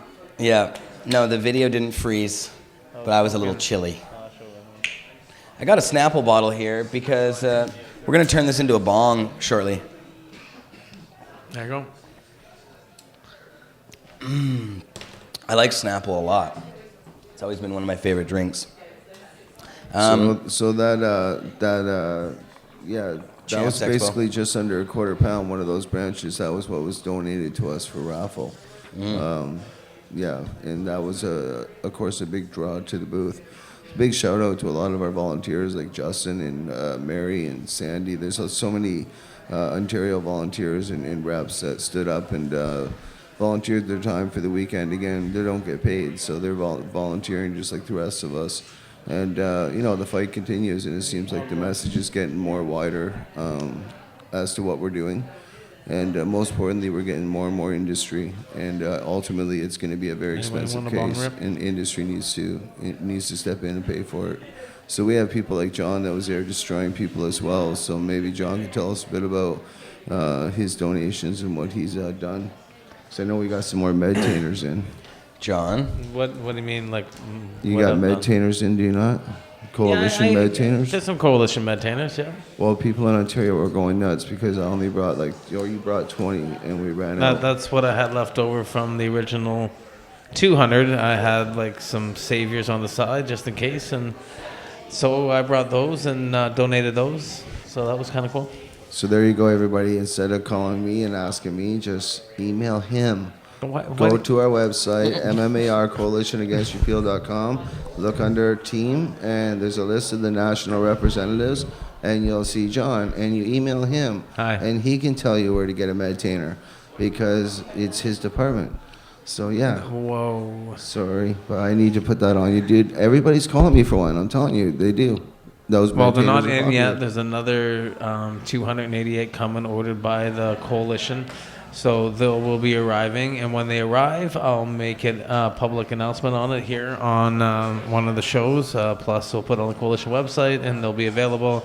And I'm pretty sure we'll see how they go. That's the second run. They're being demanded. So here comes another run of coalition meditainers, and fighting for our right to continue to grow our own medicine. Are you going to do them in translucent green and yellow like that one? I like that one. Which one? The one that's right in front of you. This one? No, yeah, that's yellow and green, isn't it? That green? Yeah, that one. Yeah. You want to smoke something in it? Is that what you want? I don't know, but yes. Okay. I'm not sure what's in it, but yes. Here's a beeline. If you ask me to smoke, I say yes. Now I'm eating. Sorry that I'm eating Jolly Ranchers while I'm doing the show, but I'm really. So yeah, there was a good snacking. turnout at the coalition for at least at the Champ show. How much did the coalition wind up raising over the period we were there? 4,300. Sandra texted me, so. That's awesome. So you know what? Plus there'll be more donations probably coming in for sure, which is really cool. Yeah, I think it's a big shout out too, and just something that should be known as from the beginning we've had people like when there was only 100 of us, we had very few sponsors, and people like Green Planet Nutrients, just something that we want to continue to put out there. is just one of the companies, as many within the coalition that were there early on, and many of the compassion clubs. That there's just other people out there that, you know, I wish they would jump in and donate and help, and we really hope that the message is getting out there. We notice that we've got a much larger collective now, and I think the more cross support we get as we close in on legalization, the more we understand that the constitutional right to cultivate is something that we all want because we all love the plant. And there hasn't been too many people I've asked if they fought for legalization to not be able to ever grow a plant. And I haven't heard anybody except, well, a couple who have said that, yeah, they're okay with buying it at 7-Eleven. How do you feel about that, JB? Oh, I'm sorry, I was, what did you say? I said, how do you feel about buying it in 7-Eleven if they take your garden away? Well, I will always continue to grow my own medicine, so taking my card away really makes no difference to me. At that point, well, if it's offered, there's going to be certain things that are going to be offered through licensed producers, through what's happening with a whole new system. It's happening worldwide, what's happening, you know, new things happening in Central America, with Uruguay, with export, with what's happening in Holland, what's happening down in the U.S., they have new programs, United Cannabis Act, Access Cannabis Therapy is, I mean, there's a lot of different things that are happening with the cannabis industry right now, and a lot of it's becoming access, and it's becoming more known that we need to feed our endocannabinoid system, and it should be in our regular diet daily. I mean, we should be eating it in our Cheerios, and I mean, that's what the way the system's going. They're going to start growing it on a mass scale. You like Cheerios? No, I don't eat Cheerios. I actually have like a bagel with cheddar cheese and stuff like that. And a lot of times a little bit of infused cannabis butter, or sometimes a couple caps in the morning, you know, or a teaspoon of converted oil into like a smoothie. It's a good way of starting your morning. I do every day. I eat weed every day. I think it was Jodie touched on the Americans, yes, their announcement today. I didn't touch any of them, I swear. No, did Jodie touch on the Americans' decision today in the House of Commons, I think it is, or House of what? No, whatever the hell it's called. Yes, we did talk about what happened in the Washington legislature. Yes, and that's the medical marijuana issue around federal legislation. I'm not sure what exactly it means because I haven't read it yet. It was emailed to me and explained to me in brief over the phone. But because I'm extremely medicated, thanks to John, I'm not going to try and paraphrase what it was. Well, it's another huge posturing because there's two things going on. There's also a new committee that's been formed by all these licensed producers, and their sole purpose is to solicit the provincial governments of Canada to cover their product. Now, again, this is more posturing. This is a good way that they're going to squeeze out the market. And I think if people aren't paying attention, it certainly ain't going to be something politicians can fix. Money buys politics, but it doesn't buy the Constitution. It doesn't buy decisions decided under it. And I think that's what people need to understand. Yes, it's expensive to exercise your rights, but it's if you're doing it in the right way and it's focused, it really shouldn't matter what the cost is. It's as long as the historical value of what you're doing in the end resolve is in the best interest of your country. This isn't just about us now, it's about our kids later. And I think we need to really stay focused on that because I've seen so many people in Toronto who seem to be so focused, but there just seems to be a lack of real leadership or willingness for leadership in Ontario to just donate to Mr. Conroy. Forget the coalition. Go to Mr. Conroy and donate. The money goes all to the same place. And what matters is that this country needs to come together and look at what's going on both legally and politically. And if there is going to be a legal, like if the Liberal Party of Canada comes out and says, we're going to legalize with a model that incorporates personal gardens, say 6 plants per person, 12 plants per home, like Colorado and Alaska, then I think that I might vote for the first time in my life.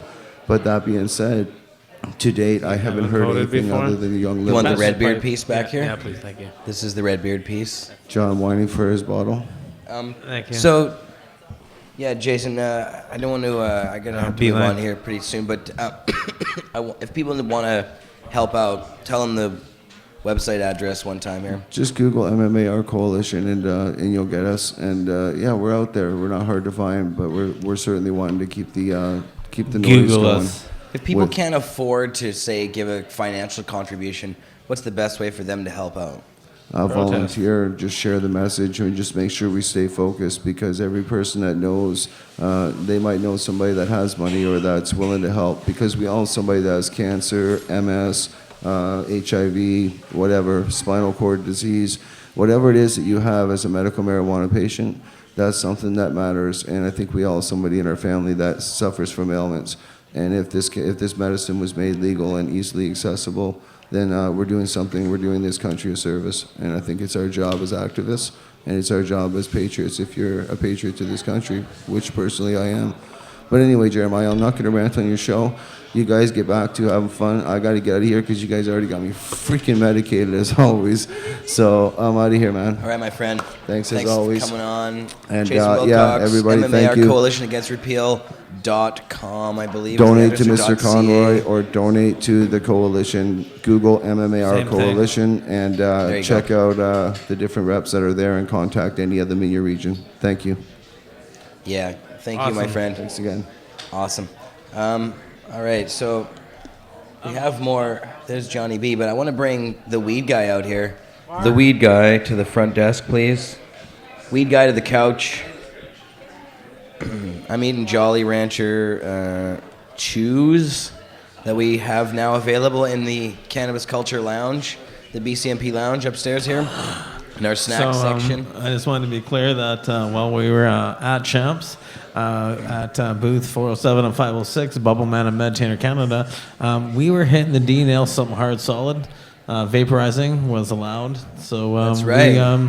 We vaporized. We made hash. We had a lot of fun. Mm-hmm. Yeah, it was fun. There was a vapor lounge inside the Champs Expo where people were getting high on all kinds of different vaporizers. There's a lot of sublimators and stuff in there. Yo. He was at my booth a lot. Here, wait a second here. Let me move my weed first, please. Mm-hmm. Yeah, I just did that. I got chocolate and Viper Rock. I think I pretty much nailed the grab bag, hand bag. Wow.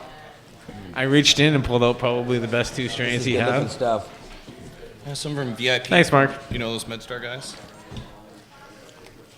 This is nice. I'm going to put my phone on silent. Hey, how's it going, buddy? Hi, Mark. Yes, I .ca. am. How are you doing? Yes, you are. Where's your med tenor? I'm also high. For you. I'm super high. Seriously, the last hit I took out of the Redbeard Swiss piece over there. Yeah. I thought I was going blind there for a sec. Can someone help us roll? I thought I was like actually out. I'm like, I'm seeing stars. I saw the white like cloud. I was like, wow. I was still doing the show biz, but. You recovered from Toronto? Yeah, I guess so. Wow. Toronto always takes a chunk out of you. Here's speaking of chunks of things. Look at this chunk of shatter. Some shatter. Wow, that shit is nice, man. That's a solid chunk too. I want to hit some of that shit. Some rumple for you too. I know you like that. I'm gonna have to I need a torch with a little rig here. Oh, look at that there. Hellstone. Oh, hello. It's brand new Hellstone. Ask and ye shall receive, I guess. Ready to go. All right. So how are you? What do you think of the Champs Expo? You are awesome. I had a really good time. I took it day by day, so I'm more of a veteran of the show now. So it was good energy-wise. Yeah, it was cool. I had a blast. For me, it's always been about meeting people and the people you meet. Talking to this thing? We call that a microphone. But I don't know why, but these events seem to have these kind of anxiety to them now. It was the same thing in Amsterdam. They were busting the booths this year.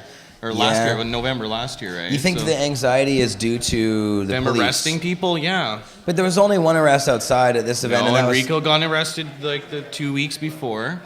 Right. Okay, so that was an overtone. He was literally at the entrance. Here, not you allowed want to go in, right? And then there's the fact that the first day on Friday, some dude gets arrested out front. I agree with you. There was an anxiety. We're not allowed out back. But you know what? I think there's more to it. The show itself was awesome. I think there's more to it than what you're talking about. I think there's an anxiety because right now everybody. I can't even understand you. I said stuff was stolen. Yeah, stuff was stolen. There was stuff that was stolen. Yeah. Yeah, but Yeah. also there's an anxiety, I think, because in the movement, things are kind of splitting up a bit in ways. And it's because now when we're moving towards this sort of semi-legal system where things are becoming sort of legalized and we have these LPs and we have these different groups, everybody's kind of doing their own thing more competitively. Whereas before, I think it was more of a sort of community thing. It seems to be that everybody's going into more of a competitive mode, proprietary mode. Yeah, I've noticed that a little bit. But I mean, it's not too huge yet, but I still do feel that. And I even feel it like in some of the speeches. It's You got more Ross important. Rebagliati there talking about. So we're going to tell, I actually have his speech because we were on, when we were broadcasting live on Pot TV, our camera died. It fucked up right before we were able to watch Ross give his thing live. So I was able to acquire the video of Ross doing his thing live here. And Yeah, we're I've gonna play definitely that. been courted by more than a few companies and people getting into the sort of money side of cannabis and the movement. Yeah. And I think that's something I publicly want to say is like I'm all for the liberals and all that, but I really want a system where we're just free. We can grow as much as we want. It's a harmless plant. There should be like no taxation. I just want it to be free like any other plant, like growing dill. Yeah, if you make your own, or if you grow your own, you shouldn't have to pay taxes on this. Thanks a lot, guys, for coming down. Well, we already pay tax on everything, so I don't really get that. You pay tax on the wage that you make. Mhm. We pay taxes on the roads, yet we still have to pay for like parking on the road we're already paying taxes for. Do you know what I mean? It has been challenged before and won by a lawyer in Toronto who had too many parking tickets. And that's kind of the double standard, that double taxation I don't really believe in. And I think when it comes to medicine and your health, you shouldn't be taxed. So, I agree. No system. I hate when there's rules. I hate when it's like you can't do this, you can't do that. I mean, maybe for driving, you have to have like a certificate that you've been smoking pot for 10 years, and then you can drive and smoke pot. like some people I could see can't do it, but some people can do it. What, drive and smoke? Yeah. Oh yeah. Well, shit. I haven't driven and not smoked ever, pretty much. Me In fact, too. I can't really remember. I honestly don't think. But I know there's people that definitely like they don't smoke pot, and if they have a dab, they shouldn't be fucking driving. I Well, agree with some dabbing. people. Okay, dabbing's a little different. No, even if a I just fat took joint. that dab that I just took when I thought I was going blind there for a sec, I probably wouldn't want to drive when I'm going blind. half for an instance. hour, for an hour at least, right? That would be an interesting drive. But so your limits. So we're agreed. Taking dabs while driving is probably not the best idea. Well, 'Cause I'm probably guilty. not while That's you're like driving. stupid, yeah. actually. Probably not smart. Just saying. Since, Don't dab and greening out on drive. the road Don't is dab like and drive. a serious danger. Yeah. No, I've heard of a few accidents where I always wondered, was Buddy like smoking a joint or something? not while you're driving. Yeah, pull the car over, dab, then drive.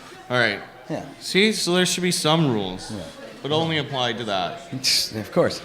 So you just loaded But up the a bunch party, of the weed on the Kush.ca desk party here. was wicked. Back to Toronto. Kush.ca So was- I killed it. I know the party I did. was so fucking. As usual, you brought like $2,000 worth of weed, booze, and we had tons and tons of different weed supplies of herb. Everybody brought their own weed. And it was about the people that show up too. It was a really quality type of was. people, right? It And a was. good atmosphere. Not that it doesn't every year, but It was just really felt like a awesome. bunch of cool people. There was a lot of cool people there. I had a great time there, man. It was really fun. I met some cool people. I met Ross Rigogliati's boss, the president of that company. Oh, really? Yeah, he came, so I got his card. He's a pretty. He's like, I'm a banker. I'm a banker, he said. Yeah, like, yeah. Is that thuggish looking guy? Mm-hmm. Wow. Like suit on and all the girls. Oh, yeah. Yeah, that dude. Oh, yeah. Wow. Interesting. So met a lot of people. You know what? Regardless of what you thought of Champs and the show that they did, we want to keep having these events. And clearly they took over, treating yourself right, which lost some money doing it. Mm-hmm. So they had to cut some corners. And I've heard people say, they didn't have carpet. They went with drapes. And you know what? It was an awesome show. I want to do it again. I want to go to that kind of event. I don't want to knock somebody trying to do it because it takes a lot of money. I've tried to do it myself. So, regardless of what you thought, the show was awesome in regards to, it was professional. I'm sure they didn't get the back open. That wasn't their doing, and if it is, I'm sure they're going to change it for next year, right? And, right. Well, Well, they they're didn't gonna do pay the me best. any money or nothing like that. I Now, got here's the boost out story them, of the but whole back deck thing. What it I comes haven't. down to is it was a good time to meet the people. I haven't Yeah, really it was a great told time. this- Met a lot of good people. What's that? Yeah, we met a lot of good people. I was going to say, actually, John, did you want to say something before you rudely or I rudely interrupt each other again? It's John. He doesn't consider it rude. Really? John. That's John. enough.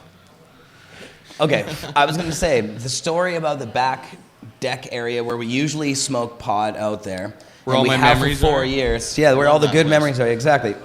We were denied that area and everybody was pissed. But here's the story. It's also overlooking the behind CN scenes. Tower. Yeah, you look right up at the CN Tower. There's like train tracks below. It's a beautiful spot. There's the stadium next door and shit. Like if It's I was very renting cool. that area, that's what I'm paying for. Fuck the whole area where all the Yeah, that booths are. I'm Rogers, paying for that back Rogers area thing with is next the door. Epic backdrop. Yeah. And so actually, Michael and those guys thought they might be getting that, and then the day before they took him out there and were like, no, you can't. You can have this place across the bridge, but you can't have this anymore because now there's a new policy that bans all smoking in the building or anywhere on premises of the building. All of it, any kind of smoking. In Toronto, they don't have bylaws against pot smoking, so you can actually like legally get away with having the pot smoking going on back there, and that's what happened for the past 4 years. But now, Champs, I guess, tried to get that, but the convention center put the big no button down, and that was the end of it. So when we showed up, we started bitching and complaining. Somebody got arrested out front. I told him, we better open this up or there's going to be a whole bunch of really angry patients and people are going to be pissed about it. And so he's like, I got nothing to do with it, man. I just wish I could do something about it. So I'm like, I want to talk to the people who run the convention center. So I did. I talked to the guy for a while that runs the convention center. He came down, gave me the big handshake, big smiles, was all cool. He listened to my whole thing. I told him that I thought it was a liability having us out on the street. Somebody already got arrested, people are upset, so on and so forth. And he agreed with everything, but in the end he's like, nope, we have a new policy, can't smoke back there, simple as that, biggity bang, that's it. So we did our best, there was nothing else we could do, it was the convention center. So who knows? I can't wait till pot's 100% legal and like all that shit changes and like.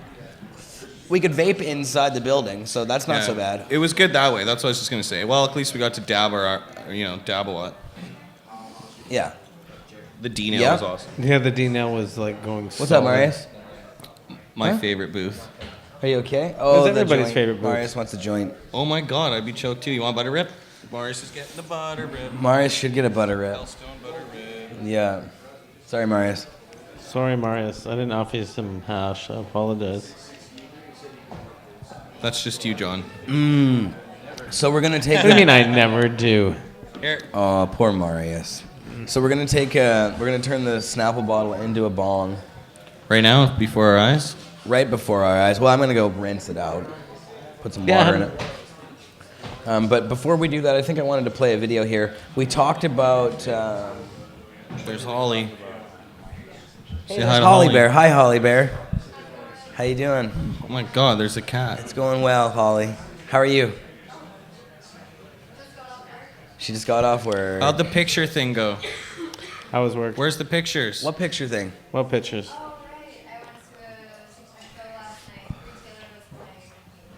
Oh, there we go. Nice. Cool. Oh yeah, how was that, Marius? That was cool. Oh, we were talking about the Ross Rebagliati thing. Should we watch that? Yeah, I think we should. I think we should watch the Ross I got a good speech. interview with him too, and look, I like that he, first and foremost, he's a gold medalist. So you gotta thank him for representing Canada, winning a gold medal. Right. While baked. And and then the second thing is Marius, did you get this? He now says he smokes pot every day. Yeah. So that's good. Yeah, that's kind of cool. He was over at our booth hitting the D-nail. Yeah, well, there you go. He was loving it. Yeah, it's pretty. And he, you know what? We interviewed him live He's on Canada Pot TV. Phelps, And he told us live on Pot TV, when we first put the cam on him, when he first walked up, we're like, "Hey, Ross, how's it going? You're live on Pot TV." He's like, "I just did a big dab." He's like, one of the biggest dabs I've ever done. He's like, "I'm really ripped." So that's awesome.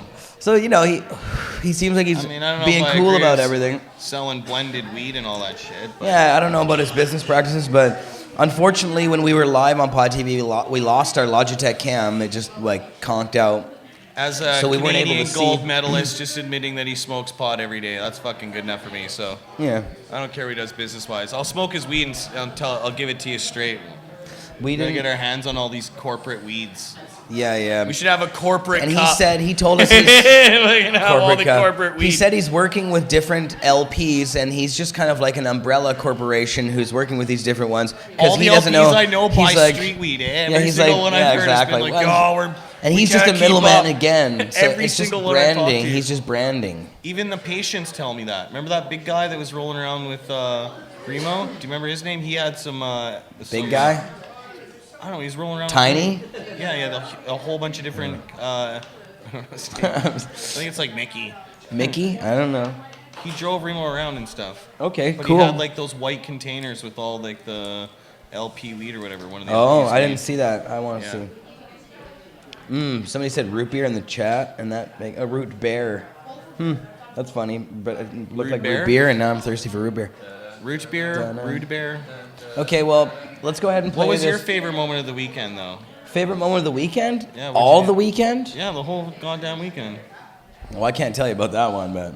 Okay, the I'm just- non-sexual part of the I'm weekend. Just joking. Just teasing. I No, I had a great time at your party, man.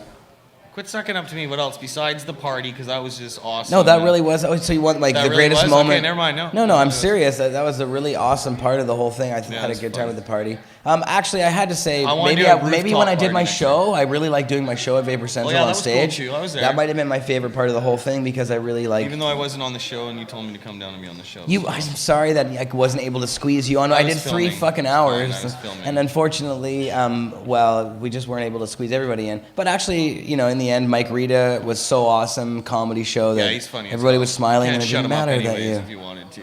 Yeah, no, I love He's Mike. so funny. Mike is hilarious. So. Chris loves him.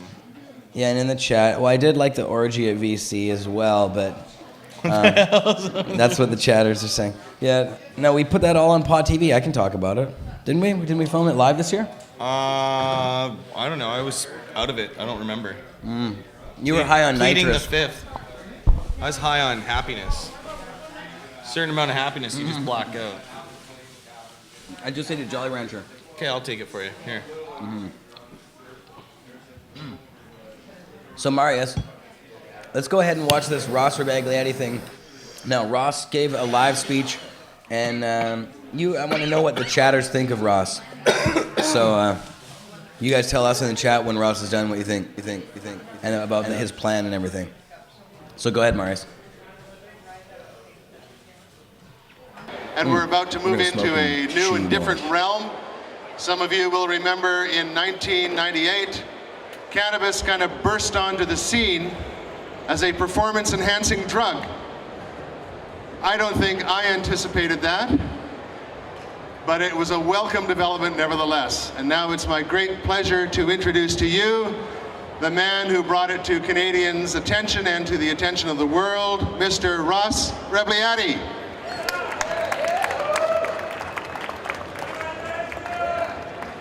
Thank you. Thanks, Craig, for the nice introduction. Well, I never thought in my wildest dreams that I'd be standing here today, but I can tell you it's living up to my wildest dreams, the ones that I've had since I came back from Nagano in 1998 with the support of an entire country behind me after testing positive for what they thought was a drug that was on the list of banned substances. And as I had to point out to them at the time that it wasn't actually on the list of banned substances, and they can hand me my medal back and I'll be on my way back to Canada. Thank you very much. So, it's incredible for me to notice in the last 16 years since I was at the Olympics to see how far the cannabis culture and how far the cannabis industry in general has progressed and has welcomed me into the arms of the best people in the world, basically. And it's a testament just walking around Champs 2014 in Toronto, talking to all the people, and the reception that we've gotten in particular has been amazing. So it's a pleasure to be here. Let's see, where do I point this thing?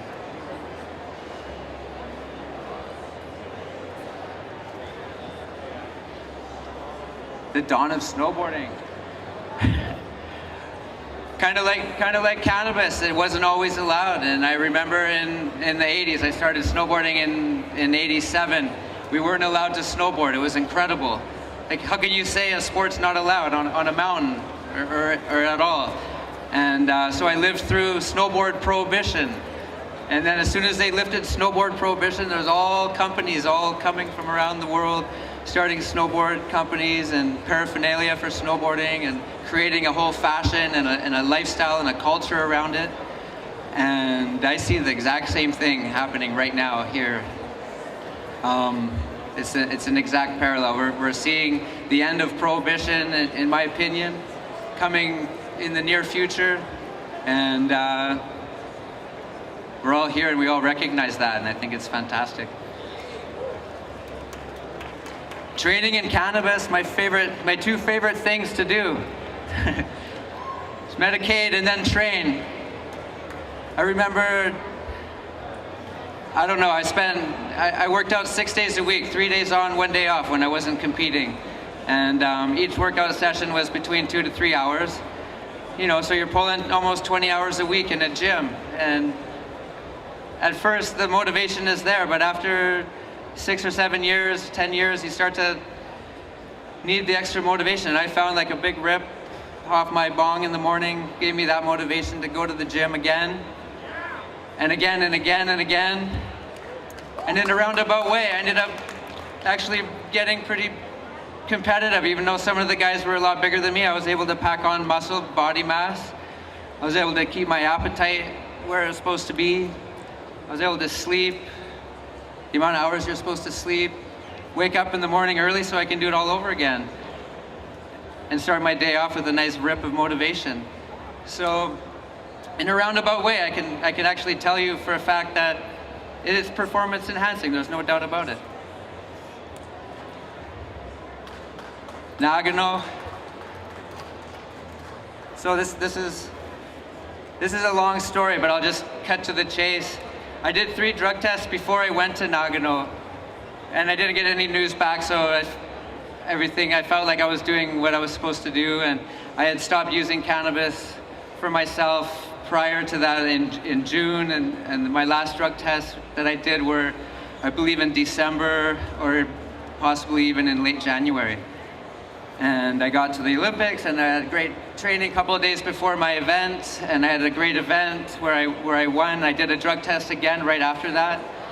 The next morning, we discovered that I had tested positive for cannabis, and through the media or for whatever reason, all the drug tests that I did before I went to Japan were made public knowledge, and the fact that I had tested positive for cannabis in all of my drug tests was revealed leading up to the Olympics. And I didn't know that. So it was kind of interesting that I would be allowed to get that far and lose a gold medal.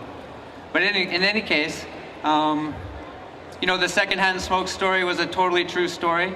I know it sounded convenient to a lot of people. I don't have a problem telling you that it was a totally true story. I had friends that passed away in avalanches prior to the Olympics. There was quite a lot of consumption going on at the wakes there. Not to mention, I was still hanging out with everybody that I normally would hang out with. And so I was just exposed to it, and the fact that they added it to the list of the banned substances that summer in '98, and then 16 years later, this summer, raised it by 1,000% because athletes were continuing to test positive, is a testament to the fact that we're transcending into like mainstream culture, and the IOC is even recognizing the fact that athletes may be more or less exposed to cannabis in regular, normal life. And I think that's a good realization. I think if it needs to be on the list of banned substances, tell everybody at least. Okay, the scan. We talked about this already a little bit. I got a phone call, a couple of nice phone calls. I got on some talk shows. Jay Leno was, you know, kind of the pinnacle for me at least. He was a big supporter.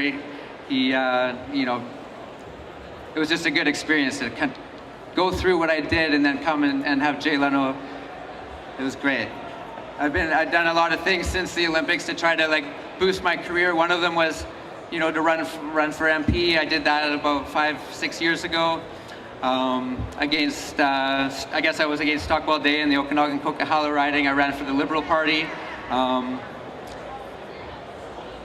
guess we're looking forward to the next election. Next.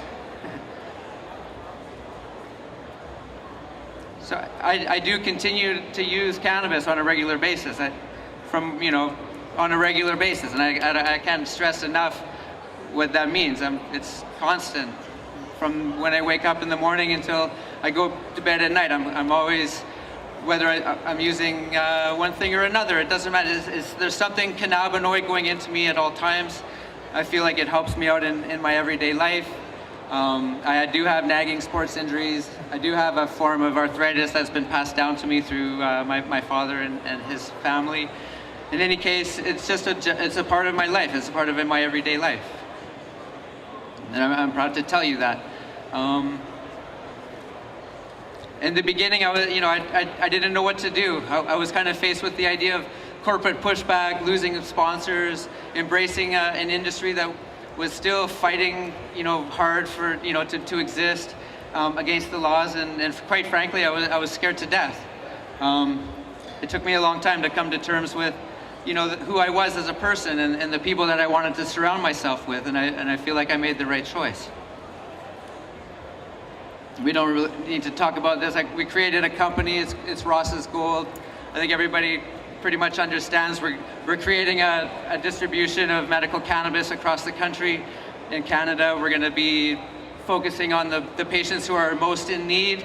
I'm not going to elaborate on that right now, but we've got some really interesting plans, and I think we can't wait to tell everybody exactly what they are, and we'll just leave it at that. We're planning on being a brand, and so far what we've done is, from what we can tell, is we've got the creation and the beginnings of maybe one of the first brands in the industry, and I'm proud to be the CEO and one of the founders. I'm not the only guy that created this company. Patrick Smith, who's sitting in the front row here, had a lot to do with making that happen. So, yes, thanks, Patrick. We've got a partner website. It's cannabis.ca. I'm going to be doing reviews on LPs. I'm going to be reviewing their products, rating products, talking about services, everything that's involved in the new system and the new model, the new federal model. We're going to be talking about it. We're going to be doing interviews with random people from the industry, people from outside the industry, supporters, non-supporters. We're just going to have a discussion. We're going to try to make it national. We're going to try to create a national discussion about cannabis in Canada. And then that's it. You guys got any questions? Anybody, feel free to. Seeds, the canary, I tried the canary seeds. They're excellent. Yeah, can I have a delivery of seeds?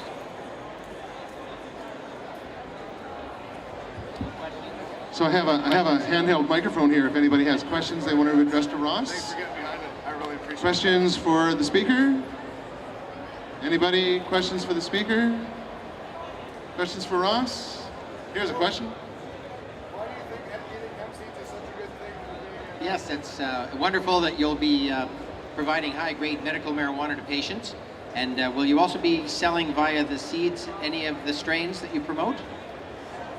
We're going to be looking into a seed situation. We don't know. We haven't talked about doing seeds specifically yet. We're just looking at doing dried cannabis. So, but yeah, we're looking at all aspects of it.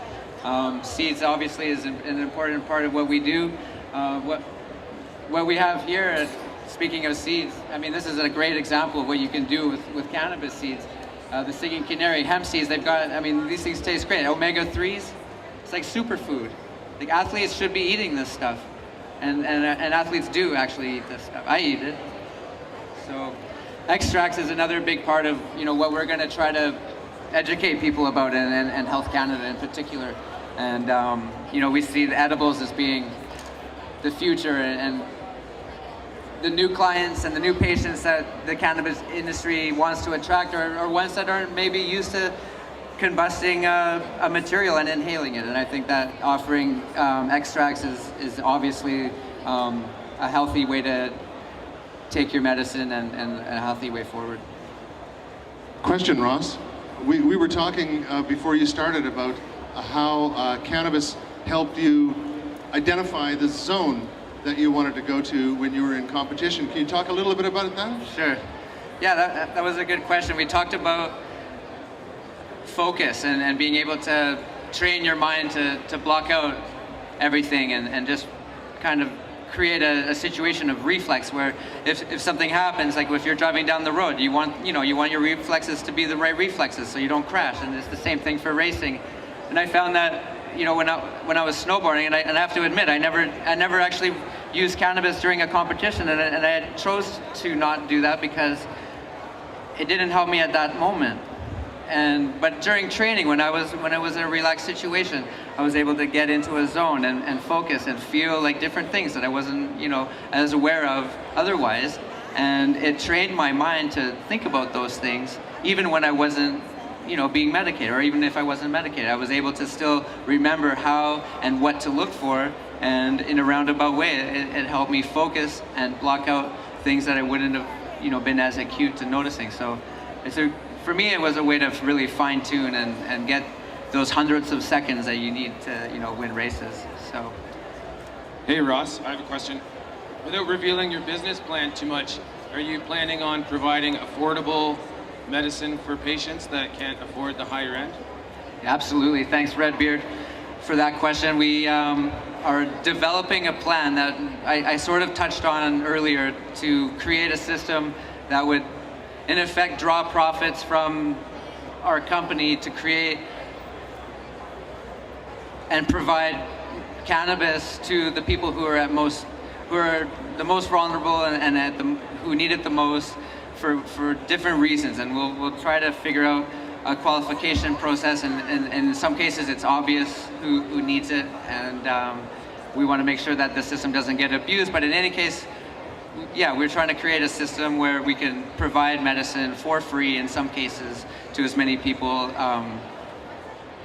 that need it, basically. We would love to be in a position to supply it for free to as many people that need it for free, and then have a tiered system where, if you can afford a little bit for it, you can pick your thing, and if you qualify for free, that's something that, has been a big deal for me, and we're working on creating that business plan, and that's about all I can really say about it right now, but we are. Ross, on behalf of Normal Canada, thanks very much for speaking with us today. One last question before we wrap up. Stockwell Day has retired from active politics. Are you going to run again? That's funny. He actually stepped down just after I decided not to be a candidate anymore, so that was ironic. But I'll think about, I'm really excited to be doing Ross's Gold right now and being a part of the cannabis industry. That's my focus, and for now, and in the future, we'll see what happens. But for now, I'm just happy to be standing right here, right now. Thank you. Hi, Alex.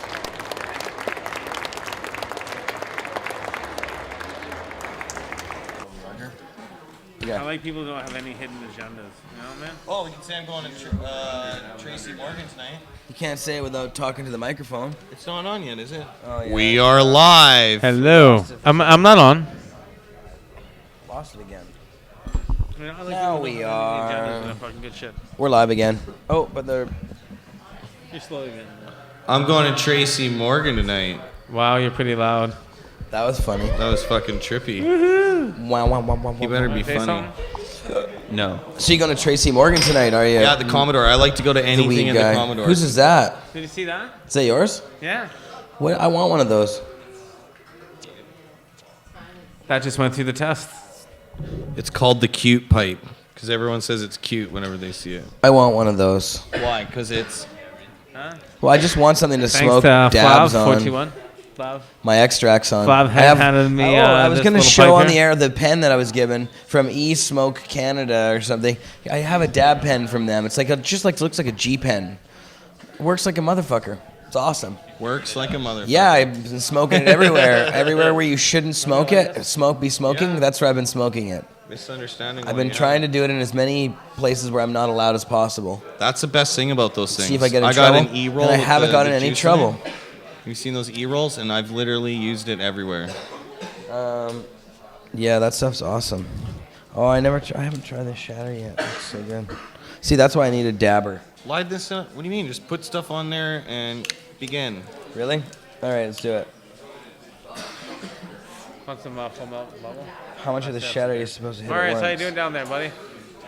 You help yourself. Hey, You he's just treating puff. you better now, eh? You puff away on that until the end of the Marius show, needs man. me around more. Marius has been hanging out in the back, so we just handed There, him the look, red is beard that- pipe that's and a probably little, little slide. You just keep container it up of with bubble him. hash, and he's got a smile on his face now. He's quite happy about the whole thing that's happening. They're keeping Marius happy now that I told Less talking and told more them both he's bubble, responsible okay, for John? posting More their videos smoking online. ganja. Yeah, that's right. Another. Yeah, exactly. See, all you need is me around, buddy, and everyone starts treating you better. Like John.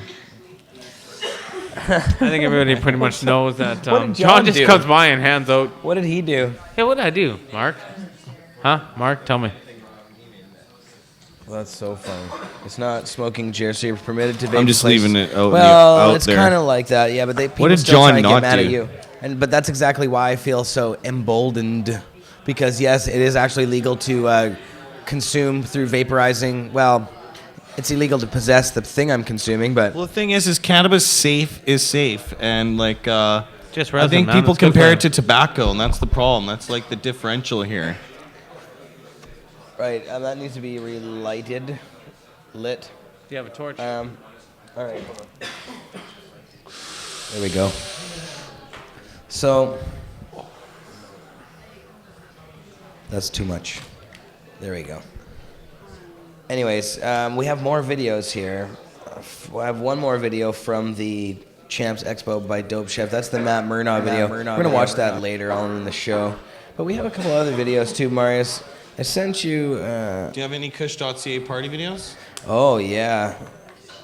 No, we're not allowed to show those ones. No, you're not. But Albert he wasn't filming there, was he? Yeah, he was. Oh, he was? Yeah, we got footage coming up. Oh, he was It's just filming, being all right. very professional. Oh, yeah, I remember you and I shooting some stuff together. That was fun. Oh, yeah, in the back. I remember in the back Yeah. stuff there. I had a great time at the party. And a big thanks to my friend Priya Panda, who made it out to the party too, who I was hanging out with for a good portion of the night. She's amazing. So many people. I didn't know I knew so many people. Yeah, and her awesome band Diamonds. Yeah, check out Diamonds. They're awesome. Good. I want to quality do a band. rooftop party next year. As much as I love the Vapor Central party, I think we'll do 2 parties. That'd be dope. Can we survive 2 parties though? I definitely can. Or do you think we should do like a Thursday party? I can. Yeah. Like everyone comes in, that Thursday is pretty wide open. Actually, no, Yeah. they did the fundraiser party this year for the Thursday. Fundraiser party on Thursday. Remo and them did it out in Vape on the Lake. Oh yeah. What is that? Man, I'm so super Okay, well, hungry. hey, Okay, I'm, please pass the- it's already the 6:07. Oh, why don't you just throw it on the torch there and fucking they're- get yourself I'm gonna fucking- hit this thing. This is your health stone. It's not mine. It's mine. I own it, but I don't. You didn't invent it, no, but I mean it's yours. Sorry, it's just defensive that way. Right. You did. Here, Yes, help. you didn't. I like invent them. it. Yeah, I bought it. Healthstone this. This isn't your. You didn't invent Is it glass gonna full either, but melt this on is it? your Yeah, piece. it's gonna melt. It's gonna full You melt. think it's not gonna clog up my house stone? It's gonna full melt. He thinks this is gonna full melt. Should Put we the just do shit it in on your- there. Why don't we just do it in your? It will I was gonna. Whoa. melt. But hey, I already got stuff in there. Okay, hurry up. Let me hit that first. Osama will. So where's that torch at? Let me hit this thing. Marius Where's has that got torch a at? bong and a joint. Where's that torch at? And then we're gonna turn this thing. Where's we're gonna that rinse it torch out at? And turn it into. I should have done that. Turn that into a bomb. 4th time you've mentioned it on the show. I love that thing. Gong. All right. So this is what happens when you put. John talks. Really? Did it fully melt? Yes, sir. It did. Good job, John. High five. That's impressive. Who?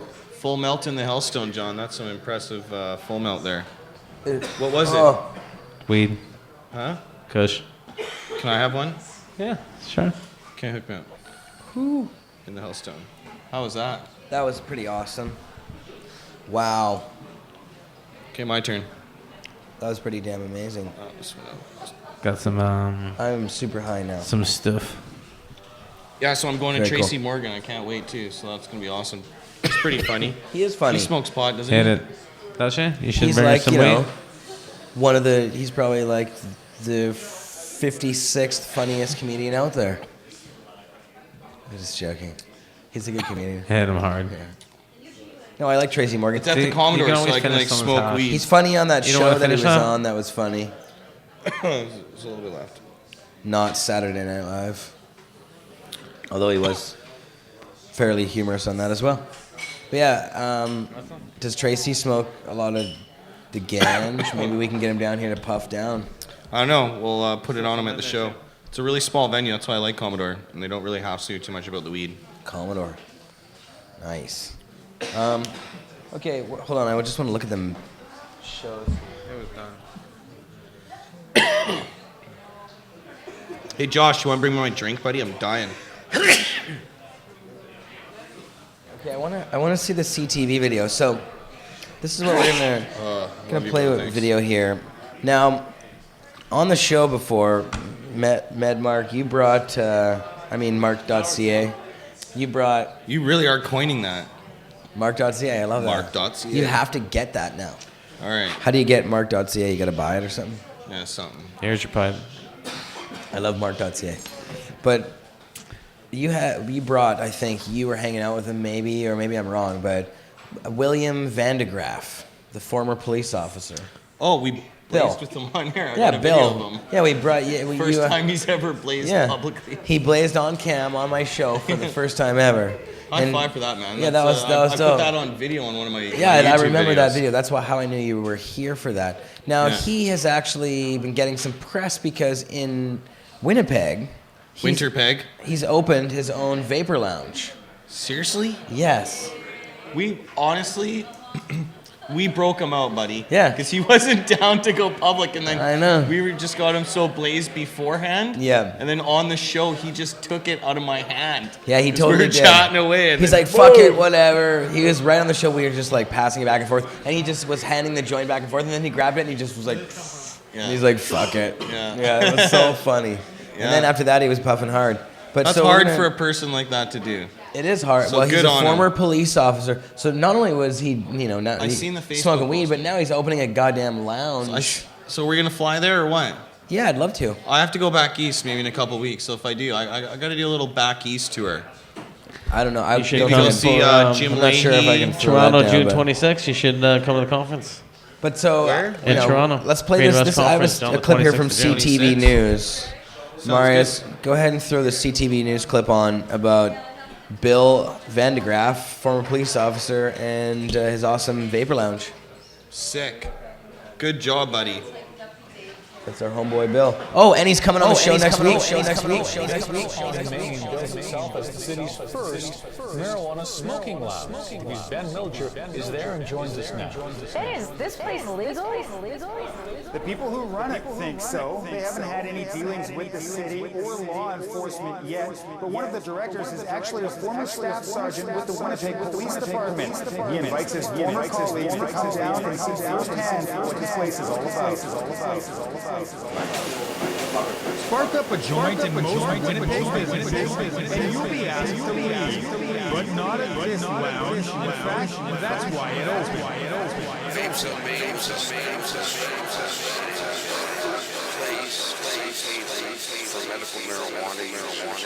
Former Winnipeg police officer Bill Van de Graaff calls it a social club. He says the city has weed is a place for medical marijuana users to gather. But nobody here will be asked to show a prescription to get in. We don't think it's appropriate to ask prescriptions they have, what their medical health issues are. The three directors registered the lounge with the province's corporations branch. In a statement, the city of Winnipeg says there is nothing under the doing business in Winnipeg bylaw and nothing under the zoning bylaw that will regulate this. Dozens of marijuana smoking lounges already do business across Canada, including the Vapor Social in Toronto, where the owner says his dealings with police have been positive since opening almost 3 years ago. I haven't seen them through my door. I haven't had any conversations.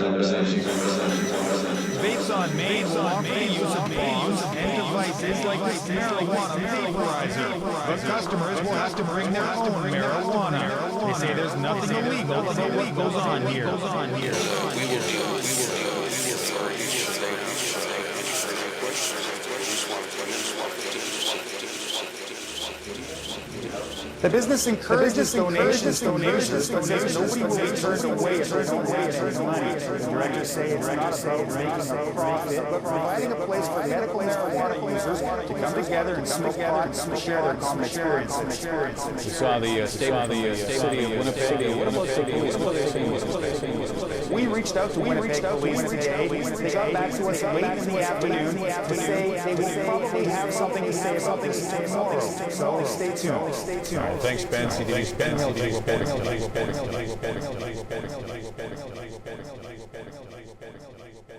Time. Nice job hitting you. Oh, thank you.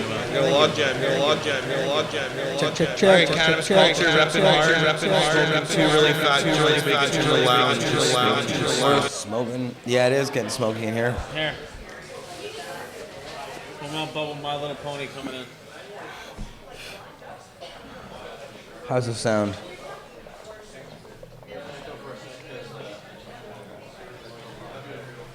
Oh. Oh, yeah. Hello. Wow. It's like a triplet. That was a triple team.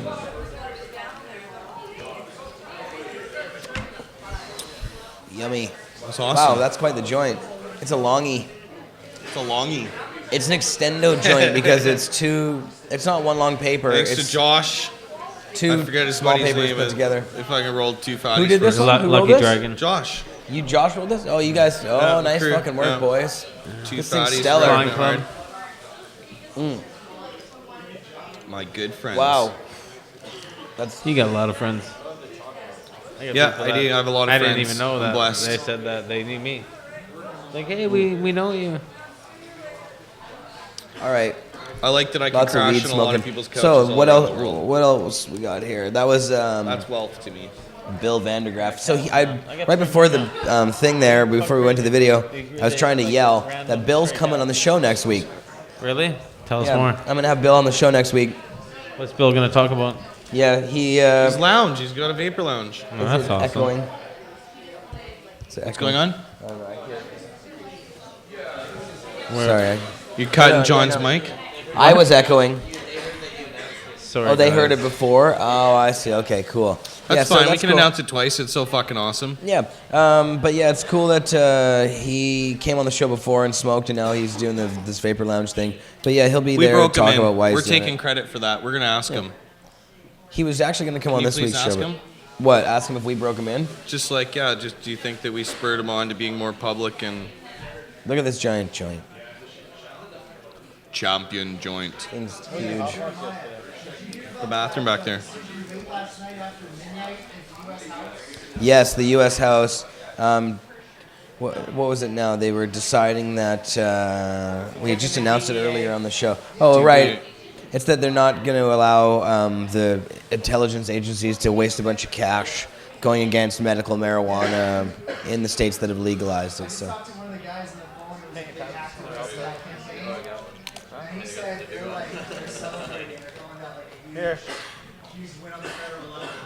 Yeah, it's a big deal. The U.S. is really moving along. Then there's Canada and that Dick Harper. Sorry. He's got to go. That's true. He is a dick. Oh, he's just ruthless. We have legal marijuana, though. Can't we just go, like, do what they do in Egypt and Thailand and just have, like, a coup? I don't think you should say that. Why? I don't have arms. Well, I do, but Everybody not should organized. just If it was grow weed. peaceful. It's a Grow peaceful cannabis. coup. If it was peaceful. If we just all stood there. And I would y'all love to all see a planted peaceful coup. 5 seeds. Never a violent coup. Everybody plant The one in 5 seeds. Egypt was really violent. Was it? Fine. Well, yeah. Okay, well, They're we'll all just go have, violent. like, a big protest, a big sit-in. Yeah. So, Marius, what else we got there? What haven't we watched yet? Why is Harper allowed to kill people and lock them up and ruin Oh, yeah, lives? there's Ricky Lake. Did you hear about Ricky Lake now? I seen the post. That's a funny thing. Maybe let's watch that video. She's on her crusade to legalize marijuana or something. She's harsh jumping into the game a little late, though. A lot of these people, like Gupta, Dr. Oz, I'm sorry, you guys, like... No, who cares? Let them jump. No, they're allowed to jump in now. We welcome it, but still. We don't want to get all snobby on them. Yeah, I guess. If They didn't. Welcome they shouldn't to act the like they family. invented the They're concept. on our team but, now. You're right. But sure, if they want to talk about it Switching and they're like, camps. yeah, that's fucking awesome. They're on our team. People change. Yeah, we want to invite more people to do that too. Yes. That's true, because Jack Harrer was the first one. So everybody's a jumper in some ways. No. You jumped in some time, and there were people before No, you. always been blazing. As Brian said, Since Marc Emery was a birth. jumper because Marc was inspired by Jack Harrer and his book, The Emperor Wears No Clothes, and he always talks about that. So everybody's a jumper from somewhere. But it is getting easier, that's for sure. Okay, Marius, do you want to go ahead and play that? This is Ricky Lake's quest to legalize medical marijuana. CNN. Sick. Or it's just Entertainment Tonight or something? Go, Jeez. Ricky. This is some TMZ shit. Ricky Lake is advocating using pot for children who are fighting cancer. And look, she knows it's controversial. She's not shying away from it, but she says marijuana could save young lives. This is her cannabis oil regimen that we have right now. We give her the size of about a half a grain of rice 2 times a day with baby food. That's it. There's a particular family that you're following in this documentary. You know, Tracy, Josh, and their baby Sophia. What led you to this family? So via social media, we found this baby, and she was diagnosed at 7 months old. And you know, we're talking about this baby that has this brain tumor, and they're seeing unprecedented results with chemotherapy and cannabis at the same time. We're gonna fight till the end. We're not gonna stop until this cancer is gone. Are you ready? Are you ready to kick cancer in the butt? Sophie's treatment is not legal on a federal level. Marijuana is still a Schedule I drug and is in the same category as heroin and ecstasy, meaning there's no accepted medical use, despite the fact that 21 states plus DC allow medical marijuana. I'm certainly not encouraging drug use. I mean, I am very clear that I am not an expert, I am not a doctor, I am a mother, and I'm someone who cares about people, and I'm on this quest, you know, to learn more. Very early studies on mice in Israel, Spain, and the United States are now showing the potential of marijuana to kill cancer cells. We actually just got her up to 1 gram of cannabis oil as of last night, which is what, you know, a lot of the research says is the dose that really does all the cancer killing. The alleged cancer-killing property is not the THC that gets you high. It's the CBD, known as cannabinoid. Ricky's putting the spotlight on this controversial treatment in Weed the People. The film isn't made yet, and Ricky's looking for help, raising money through WeedThePeopleMovie.com. Tumor is actually dying in certain areas. There's no new growth. I'm just thrilled. This is the most amazing news we could have ever gotten. It's a good feeling. I can actually see the future.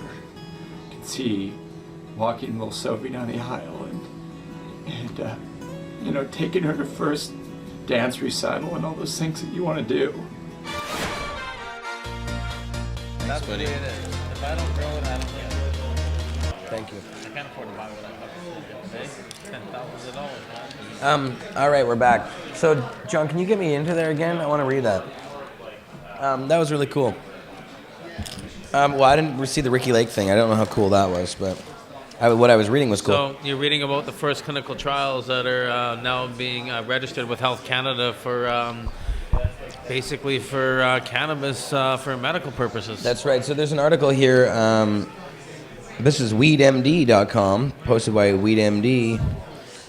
This is from the Huffington Post, actually. Bye, Jodie. Bye, Jodie. Thanks Bye, for coming on the Jodie. show. We'll talk soon. We'll see you those soon. chips? I'll text you Go later. pass those things down. So this is a Huffington Post article. Medical marijuana clinical trial is a first for Canada.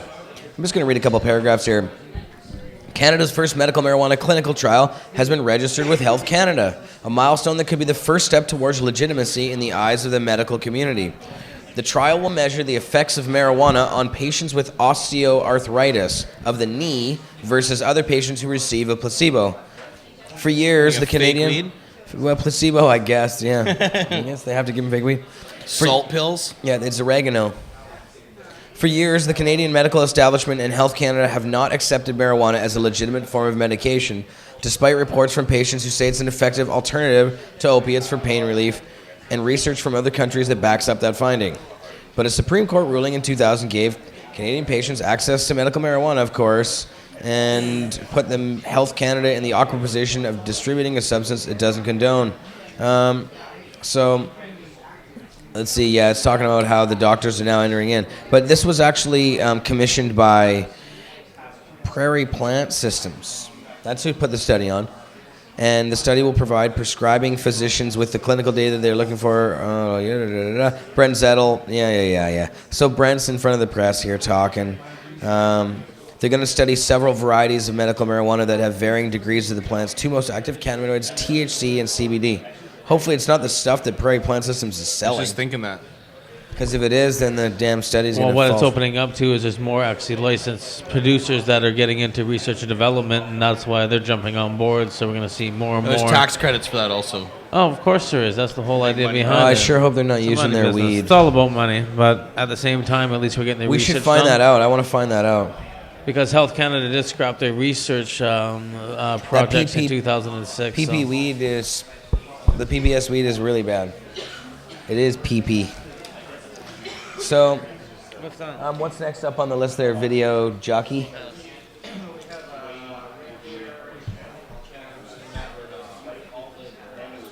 Okay, well, I'm going to jam, bud. Yeah, me too. I'm done. I got to go to the Tracy Morgan show, so I got to go get ready. You'll have me on next week, maybe? Thanks for coming on the show. Yeah, if you want to come back next week, of course Yeah, I I got will. some big news. Oh, of course. Yeah, Mark has big news next week. We'll be bringing you back for that. Okay, cool. Yeah, it's I'll already leave you some weed. 6:30. I'm going to pack up, but I'll leave you guys with some bags. No, you have to leave all this weed behind for the people. From iMedicate. iMedicate. Get your bags at iMedicate here in the city of Vancouver. What's the address there? 6128 Fraser Street. That's right. Still there. And Megil, come down, have a pizza. Mega Il Pizza. Oh, 646 Kush. Kingsway. Whoa, this shit is tight as a motherfucker, these buds. Woo. That's amazing. Wow. Some dabs. Nice. All right, well. Some more. What is this stuff, Chatter? Nice. That's some cool shit. All right, so I guess we should play the video again. Which one? So we have a couple videos. Redbeard at Champ. So we were talking about Redbeard. We got the Redbeard piece over here that we're smoking out of. I got Lovecraft right here. Another beautiful Redbeard piece. Lovecraft. Whoa, that stuff looks good, man. And so let's play this video, Redbeard at Champs, with Ramo, the urban grower, the one and only. Amazing. All right, throw that shit on. I'm tired. Hey, folks, we're here with Patrick and Bob at the Redbeard booth. How you guys doing? Awesome. Real well.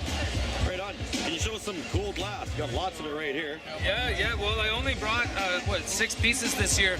The last 4 weeks, I've been so busy making the Treating Yourself cups. This is the logo that is on the trophies this year. Right. And so I've been really busy doing that. So all I was able to get together are some different pieces from my Redbeard show on Pot TV. Okay. So all of these pieces were made on the show, live on TV there. So this is the bong that we gave away from the episode This Bong's For You. Right. Here we got this Got little La Fumo piggy. pipe Yeah, this La Fumo combined, they sponsored the show. Right. So the winner gets the La Fumo attachment and the bong, the lucky winner from from Calgary. Nice. Yeah. And we got the little piggy piece here, and he's smoking the micro bong. Wow. Yeah, but unfortunately, I woke up in the morning and checked in the kiln, and it was all cracked. Oh. So I'm calling it the Rob Ford Special. Yeah. Here in Toronto. Kind of looks like Rob Ford, too. That's what I thought. And this was a fun piece called Coil Pots and Puffin Stuffs. And that's a technique of coloring. That's an amber purple piece. And it comes with this dome attachment here. Yeah. Just for your oils. That was a fun piece. And then here we have the Ain't No Spring Chicken. So this was a fun piece, and the joint's removable. Right. And yeah, this nice little rig as well. Where do you smoke from? From the front here? From the mouth, yeah. That's an awesome piece. Oh, Yeah. that's the joint. Uh-oh.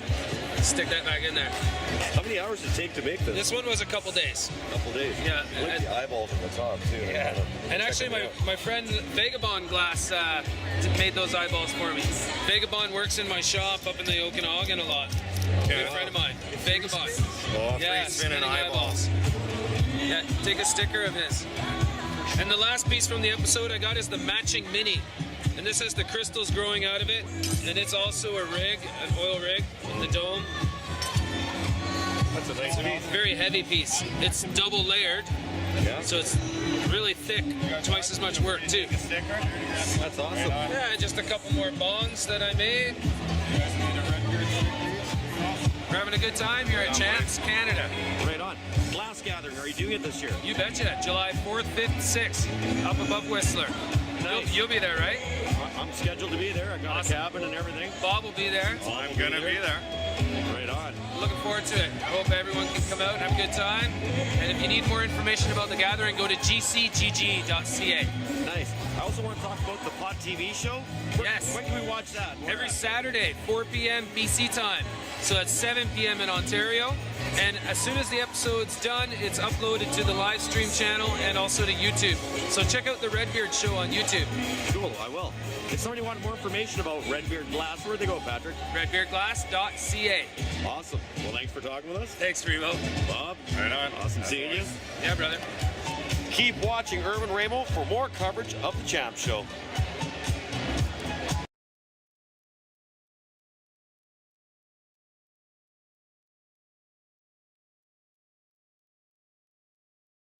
So we're back. We're out of here. Peace, man. Your back is, yeah, we're on cam. We're on cam, yeah. Sit down. We're on cam right now, you guys, so that's okay. So I'm gonna. What's up? I was just away for a second there, and uh-oh, did we freeze? Did we freeze? We Is that did. my phone? Are we? Okay, it looks on my How did my monitor it phone froze. end up over here? Look up over there. I was going through and I was seeing you were sexting. Did you find it? Maybe we didn't freeze. Pretty much don't do it. It's hard to know. From here, it looks like we did. The chat can tell us. Chatters, did we freeze or didn't we? You tell us. Oh, now it looks like we're back.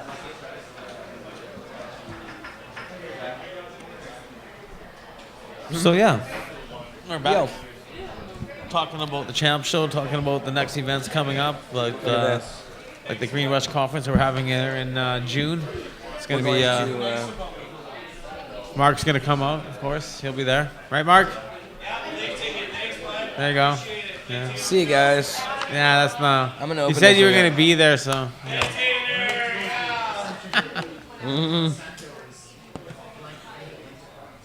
What are you opening up there? What do you got going on? I'm opening up this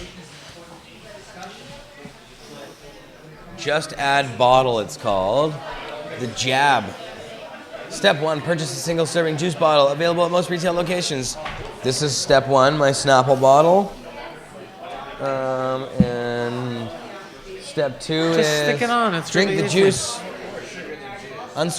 grab the bottle, place the hose. You got it.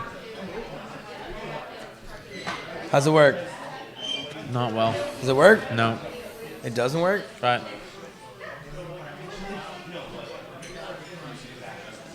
Oh, you got it. It works perfectly. It works good. I was sitting down, kind of hanging on to You it. just got no suck to you. Fine. That's a good thing. Yeah, that thing works pretty well. Okay, let's give it an actual try with some weed in there. Why don't you put some hash in there? Are we actually working here? I don't know if we are. It's hard to It is tell. a hash pipe. My Are we monitor is frozen? frozen again. Well, we've frozen. We've crashed. Welcome No, to I the think show. we're working. Well, just say we're not. So I'm We gonna are. put some of this weed in the pipe here. He's gonna smoke weed. We're gonna talk What about kind here? Here we go. hash. I'm smoking The event, weed in Champs the pipe. event, Bubble Man. We did uploaded a video every day. So go to Bubble Man's World, of course. You can check that out. The world We of did Bubble. upload daily on the Champ Show. It was kind of fun. That's cool.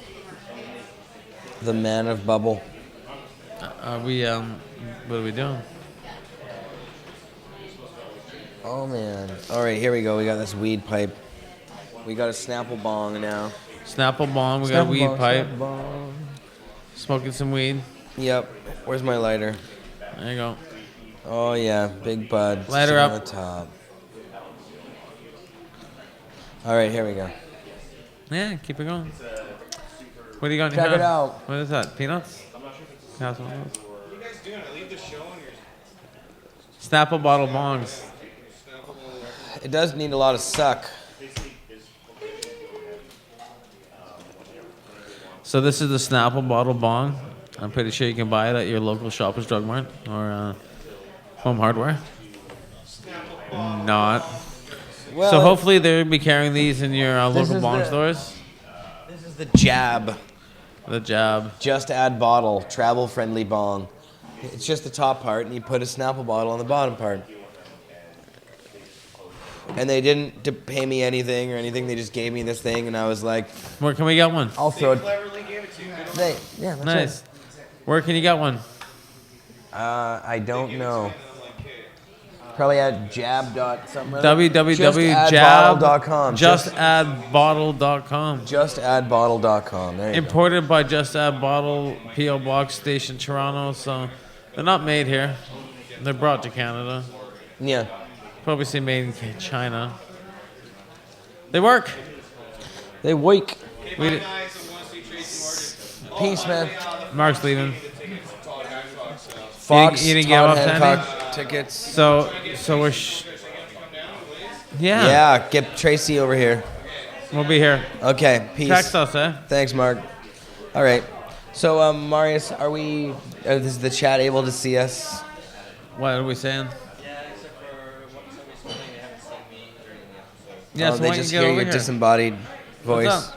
We can turn the camera.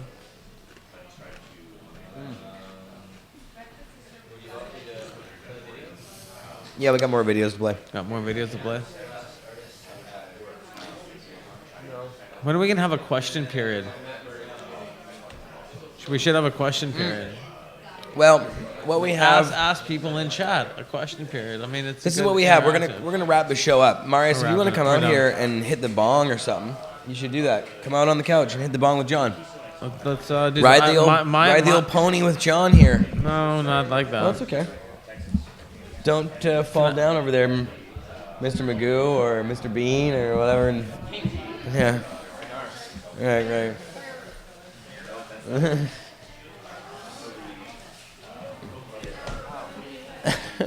Really? Actually, I share the initials with Maxwell Smart, and he's one of my heroes. I can see that. That's That not the only thing clumsy you share with hero. him. What a guy. Yeah. I liked the Peter Sellers movies too. When he was the Pink Panther, he was a brilliant Pink Panther. Yeah, I haven't seen the new ones. but, Inspector Clouseau. Yeah. Right. Wait, who was? Peter Sellers was. Yeah. Yeah. It starts off with a shot in the dark, and then the Pink Panther is the second movie. Peter Sellers is awesome. He's really good. My favorite Stanley Kubrick movie, Dr. Strangelove. Yeah. Really good. So He's sweet. Marius, how's it going? How's your show go today? How did your show go today? Oh, Not even in the camera. Am I in Get camera? in camera. See? Sorry. There you go. Sorry. That better? My show People went wanted well. to see it. Went well, nice. Yeah. Brought us through some I news, started did a ya? little late, but it went What's going on in really the cannabis well. news world these days? Oh, well, Minnesota became the 22nd state to legalize, but only limitedly for like cannabism oil for certain ailments, among them seizures, but I think there's a few more as well, so it's very restrictive. And a medical marijuana bill passed the New York legislature, but it still has other hurdles to go. There was video and advertising I didn't play on my show, but you can check it out on the front page that tries to convince the legislature not to wait another year and just to pass the legislation for medical marijuana users in New York, and hopefully that will happen soon. Let's see what happened. What was his? Wiz Khalifa Wiz Khalifa. Wiz Oh, Khalifa, yeah, yeah, we he forgot went to mention this. Yeah, he went to jail for half a gram of cannabis. Wow, that's so ridiculous. during a traffic stop, and they pulled him over. They became worried because he didn't have any identification. So That's craziness. Yeah, and he was. And he had released- half a gram on him. Half a gram on him, 0.5 of a gram when they searched him. Yeah, And, Wiz got busted for half a fucking gram. Yeah, and in Texas, and That's pretty he was bad. released on $300 bail, and he tweeted himself. He tweeted a pic of himself from jail, which caused some controversy and some That's internal nice. investigation. So good for him. I mean, shit. Well, not very good for him because he got arrested. I mean, no, good for him to tweet himself. I say Yeah. it's sorry to hear that he got busted over Yeah. something so stupid, but that's the price of the drug war. That's how it works. Yeah, that and other stuff. Harcourt is became the former premier of British Columbia, Mike That's right. Harcourt. Right, Yeah, and he's former mayor of he's a turncoat BC now. as well. Oh, sorry, yeah, former He's, mayor of going for an Vancouver. LP. Yeah, he's now working with the LPs as a consultant. He used to be a drug warrior, and now he's switched sides. So that's good. He uses medical marijuana for pain relief after he fell down a hill. That's right. Yeah. So yeah, that's kind of cool to see him come out and do that too. Hopefully, it's not just political opportunism or cha-ching dollar signs in the eyes, but whatever the reason, having people come out and do this kind of stuff that were big names is a totally awesome thing that we really want to have happen. So we really want to see that stuff, definitely. So I wanted to bring also Corey out here after Marius takes his bong rip there. Take the bone rip, Marius. I'm out of here. I'm all packed up, ready to go. Johnny's packed up, ready to go. Would you like another one?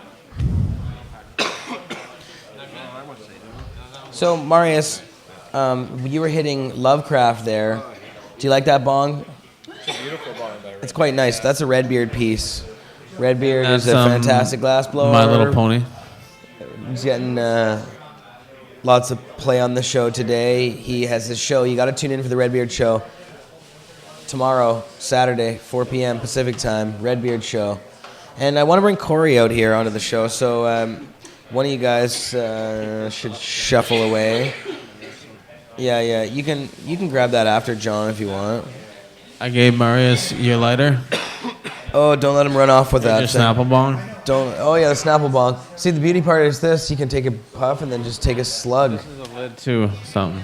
Oh, take a lid there. Nice. That's not my hash. so I have any more Corey, hash around here? Anyways, always. You got some stuff to talk about. Oh yeah, John, you were awesome. Thanks as always. Oh, I love talking with you guys. Green Rush you know Conference, Toronto. That's when? June 26th. June 26th, and In you know Toronto. we got a lot of good talkers coming up this time. Of course, Speakers, amazing Speakers, list of I should speakers, say and an amazing list of. speakers. I like. What did you say? Talkers. I said good too. talkers. I don't know. It's the way I talk. We got I our wasn't- speakers, I of wasn't course, honestly trying to make myself. fun of you in any way. I was We just- have Alum Chauffeur. we got Marcus News from Invest Capital. We got Chris Walsh from Cannabis Media. Yeah. Of course, Mark Richardson, Bubble Man. He's going to be Bubble talking. Man's speech at the last. Fresh Headies Limited, Bubble Bags. I really liked it. I think we played it on the show actually. Yeah, Terry Workhoff's going to be speaking again. We got Brian Wagner. You got the monster list. Yeah, we got Chris Like Perry last again time, and Adriana I thought the Herman. whole thing was and really worth checking out. And you know what? You guys sold Chris Goodwin 1,000 from tickets. 1,240. 1,200. Is Chris Goodwin speaking? Yeah. He's speaking? I got Craig Goodwin, sorry, of Natural Splendid, not Chris. Oh, Chris Goodwin should be speaking. Well, maybe I can. That'd be really great. We should try and negotiate that. Sasa Jacob from the Jacob Security. So the security companies that are running all these LPs, they're going to be at the event, stuff like that. Yeah, those guys are cool. Yeah, you know what? There's going to be a There's lot this of good. guy, We got. though, I think his name is John something. Huh? There's this guy. His name is, I can't remember what his name was, but it was like John something. But he was just a real chump. John something. Berfelo, maybe? Oh, me? No, Yeah, I'm not the you. next Your gen name's man. Bill, right? No, my name's last name. Just joking. I'm just. You know, teasing. we're having fun. We're out there trying to do the best we can at Yeah, this guy educating and- organizes the Green Ranch Conference. No, So I'm one just of a the part of organizers. it. I'm just you know, it's part of the vision that we're looking at of putting enough people together in a Corey. room to help educate people on industrial hemp cannabis. Let's just talk about cannabis in general. and that's Yeah. what it's about. I mean, there's so many uses of it, and it's like preaching to you guys. Late breaking news, says Marius. Yeah, what's the breaking news? Tweed. Minus 2.7 million. 2.7 million in their first Well, quarter. they're minus. losing money. Huh? Yeah, it Oh. costs money to get these things started up. Probably. That's what happens. There's a lot of money. You gonna lose be weed at the airport, lost. stuff like that. You do some stupid things. Tweed is things not. you can't talk off on camera, so they go off camera. There's a lot of people who are gonna probably lose their shirt. Injunctions, and they're a public company, so this is tough. And there's new rules coming up, regulations See, we're gonna with see Health some Canada on crazy packaging shit now. and on standards and on sweeping and all the protocols they're going to put behind it and stuff like that. So Cool, it's John. about producing medicine. But anyways, guys, Well, always thanks for coming on, my friend. You're amazing. check us out. You know, Bubble Love you, Baths brother. Grill, of course. We'll talk soon. John Berfelo. Johnny B. Hi, Corey. Trip C. Hi, Jeremiah. Everybody's got B or C. Mark.ca. Okay. See you, Johnny. So, hi, Corey. What's going on? What do you got in your hands today? You got Well, you can see the Daryl Brown tonight at who? Daryl Brown. Oh, Daryl Brown. Oh, Daryl. The Downtown comedian. Daryl Brown? Yeah, you can see him tonight. Cool. At He's Canadian Pain Society, formerly BC Pain Society, at 2908 Commercial Drive tonight.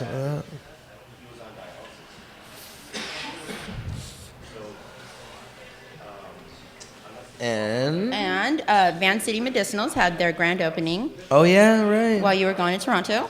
Yeah, I As heard well about that. as Watermelon performed at Kitty Nights Burlesque at the Cabaret, Nice. the Biltmore Cabaret.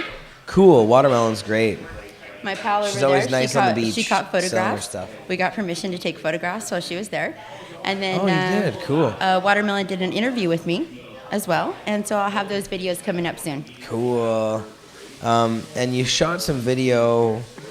You actually have like a little thing about jam night. I do. Here, Are you going to play it? well, we don't have it up right now, but we should. Where that's available? Where is that available right now? That's on your YouTube page. Yeah, you got Google or go to YouTube and look up Corey Peterson. We and could that's play that. Marius, Petersen. will you bring that up? Can you Yeah, go it's, to that? if you go to my channel, it's the last one or the most recently uploaded one. I see something called Goat Simulator. I don't think that's your video for some reason.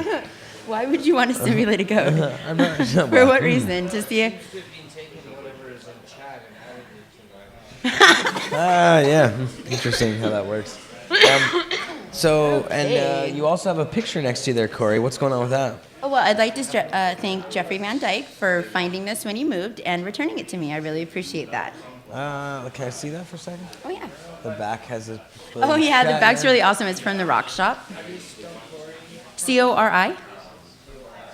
And then Peterson, Seen on Pot S-E-N TV. at the end. Yep, as seen on Pot TV. I did this last year. The first version of this went to Daniel Bowen, who did the Medical Gardens Growing book. Oh, yeah. Garden of Peace, I think. Cool. Very nice. Very nice. So, how do people find that if they want that? Where do people find your artwork and stuff? On Facebook at, of course, you type in facebook.com, people. And then trip.c.artwork. Trip.c.artwork. It used to be something else, yeah. Right. Yeah, but you can contact me there and see what I'm up to, what I've made in the past. I do jewelry, artwork, videos, a couple different things. Awesome. And that was fun. You and I had fun with a crew of people when we went to the Reefer Madness show that was in town the other night. Yeah, that was really great. fun. I think we talked a little bit about it on last week's show, but it was hilarious. Well, I Or did 2 my weeks best. ago. I did my best to try to cover what was going on here while you were gone in Toronto. Yeah. I just didn't quite get the videos cut together in time. The computer kept dumping all my work. Yeah, exactly. So now we do have your Jams in the Key Green video. Oh, And great. this So is next just- week maybe I can play the other ones. Yeah, this is the little video you put together. Let's We check gotta it get Willie over here so you can see it. out. All right. Okay, Well, at the Marius, end. go ahead He's and gotta toss see it the on. end. And then we'll be back and we'll wrap the show up. Every Tuesday, teams from around the four corners of the world gather together to this noise, man. The drums, guitar, bass, and mics are all set up along with a quiver of acoustic and electric toys and sound makers, but many bring their own and plug them in too. And there's no limits in the Key of Green. Jams in the Key of Green is the brainchild of its host, Adam Bowen, and BCMP's Marijuana Man. He wanted to add a musical aspect to the BCMP headquarters, and with a decade of jam hosting under his belt, Adam Bowen is the perfect fit. All genres, styles, and forms of expression are welcomed and cultivated, from throat singing and didgeridoo to conscious hip-hop, experimental jazz ambiance, evolving into deep funk grooves with breakdowns of traditional and modern acoustic folk. Sounds like a weather report, doesn't it, man? You mix all these ingredients together on any given Tuesday, and you'll be jamming in the Key of Green. Groovy, man.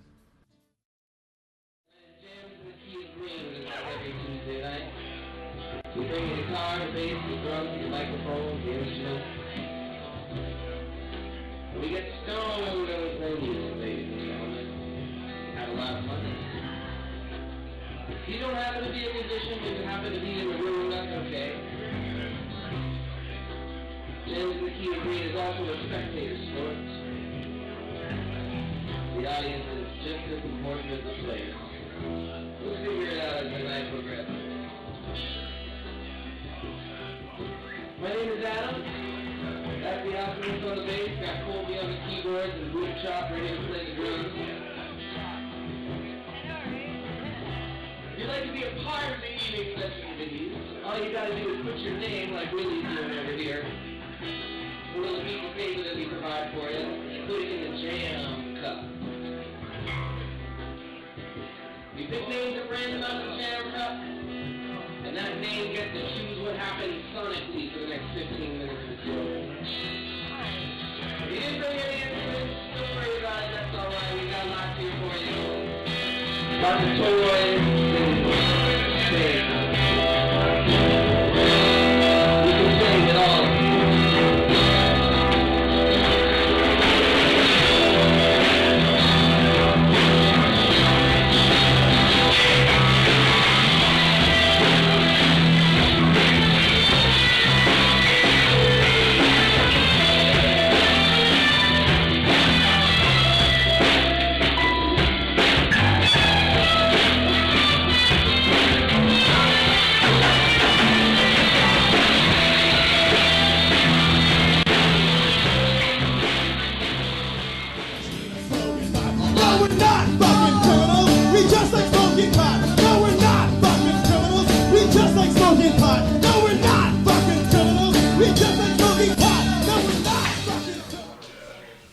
Look, it's magic. All right.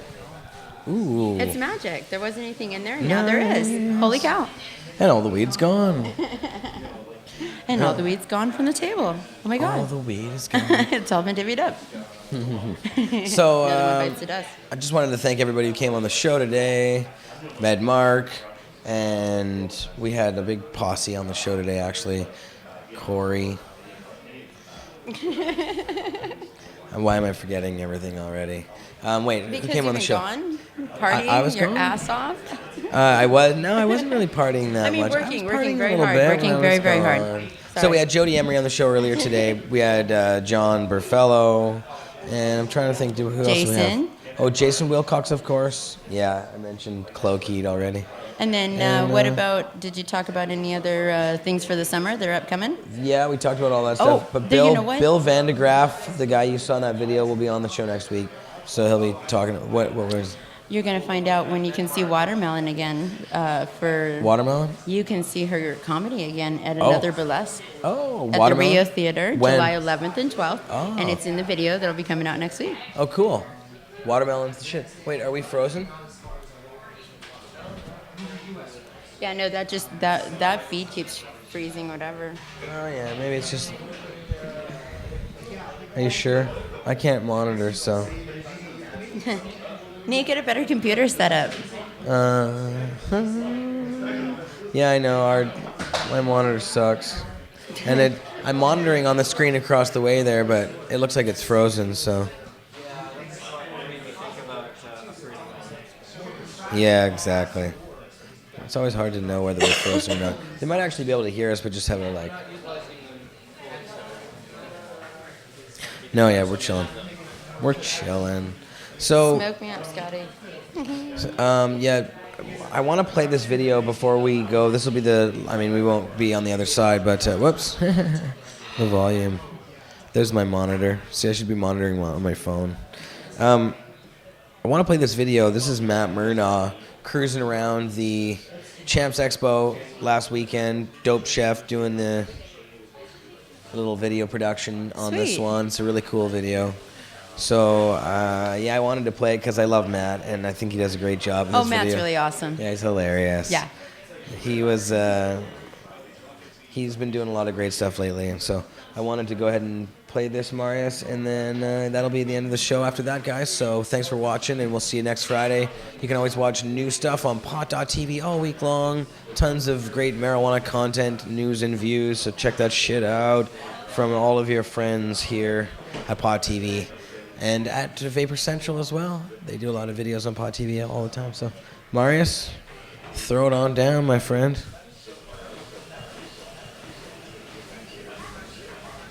Bye, guys. Bye, guys. See you soon. Bye, guys. See you soon. Bye, guys. See you soon. I should be interviewing. Dude, I'll do a few interviews with you. Matt Murnaugh here, cannabis champion of the world, and we're at the final day of the Champs Cannabis Expo.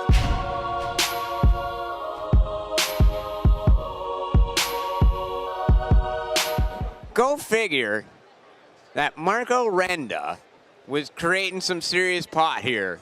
Like, he fought over on the balcony idea and all those things is great. There's no balcony smoking this year where a lot of people had a good time. That didn't happen. That's terrible. There's like this oppressive vibe sort of too when you enter. We have an incredibly vibrant cannabis culture in our city. I don't know, we've got to ask Marco. But who knew Marco infused it? There's not many seed breeders here, and the seed breeders always brought like nice, cool, big displays. So there's few of that. It's a much quieter scene. So Thaddeus is taking his pants. Oh, look at that. Oh, look at that. Woo, yeah, get it on camera.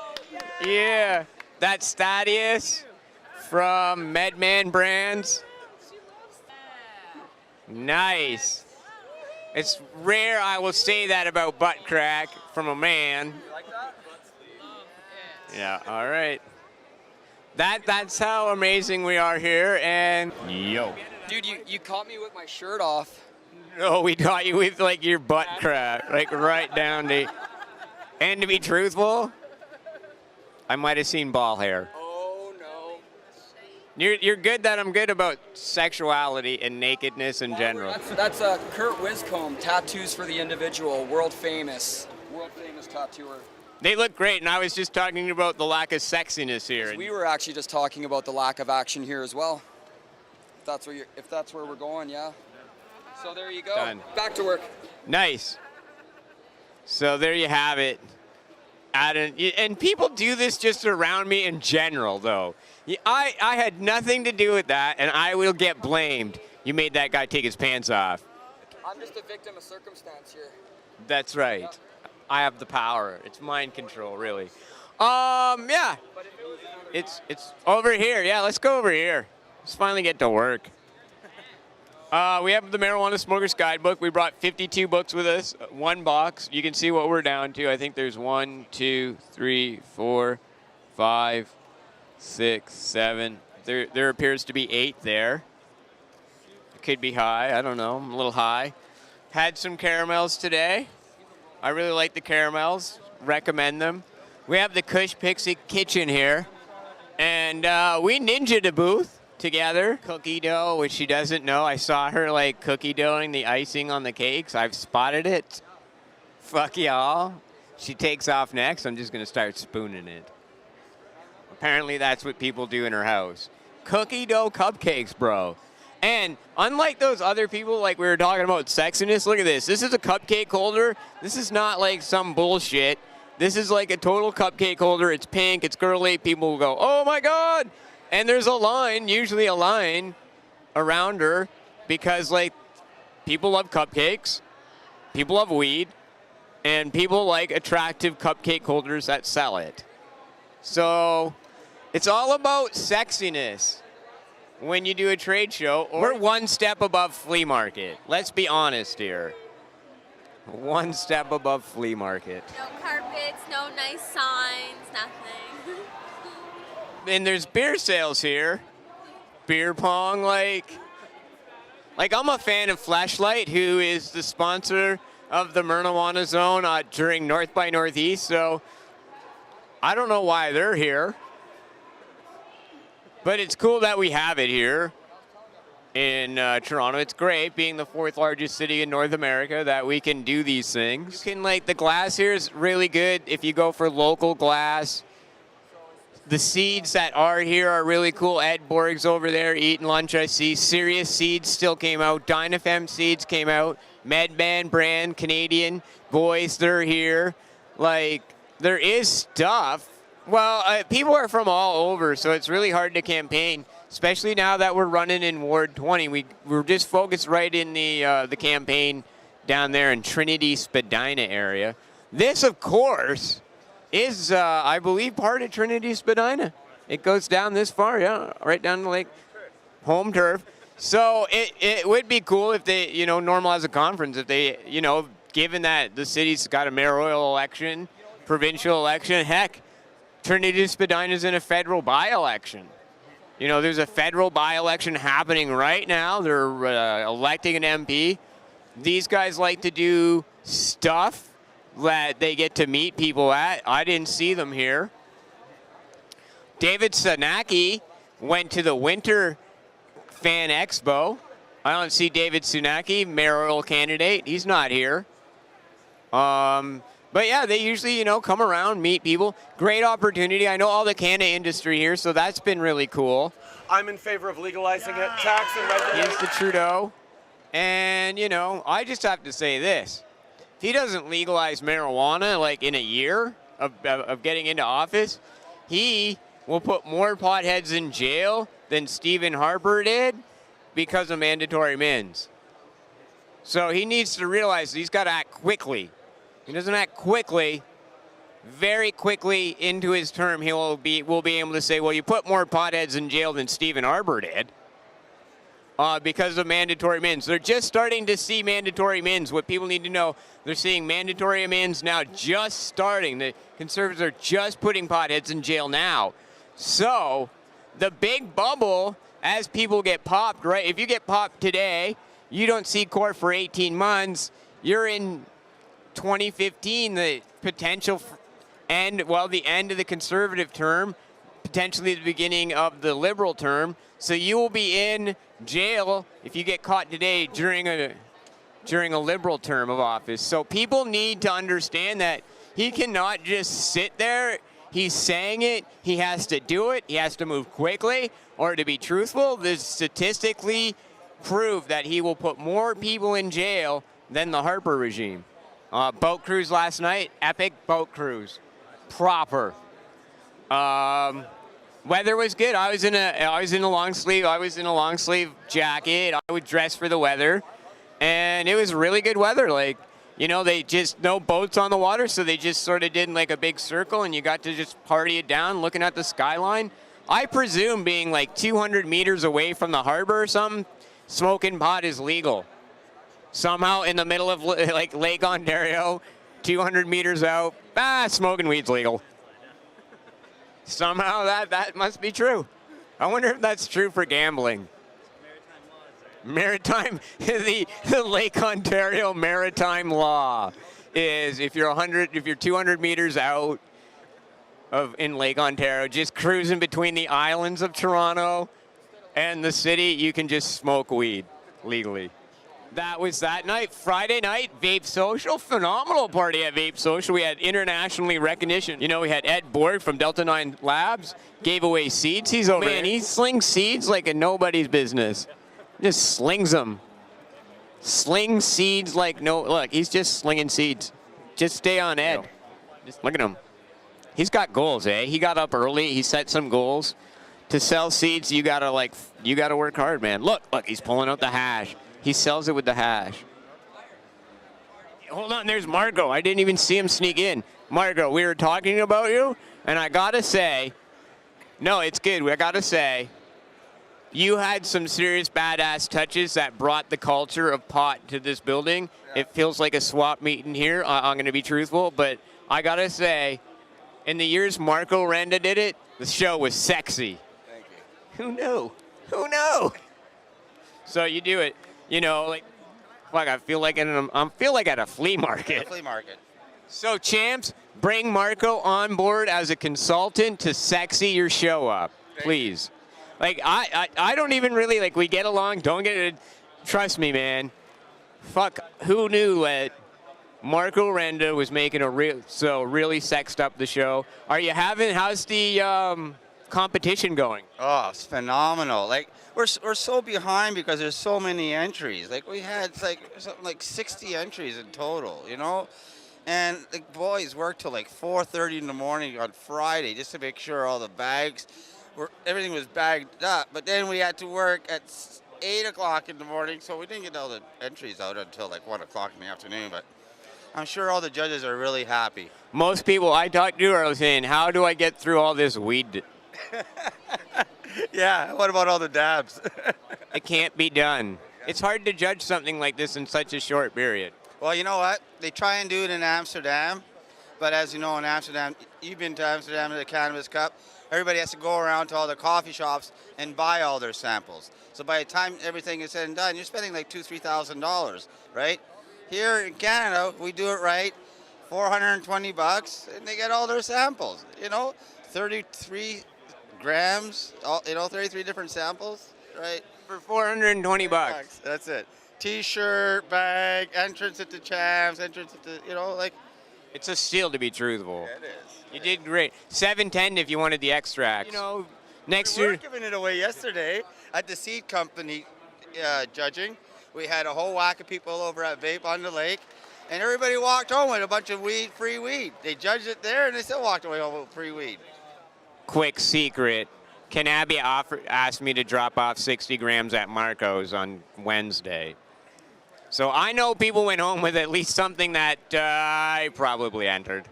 Yeah. Well, I didn't enter. Cannabis entered. They just asked me to do it. That was great.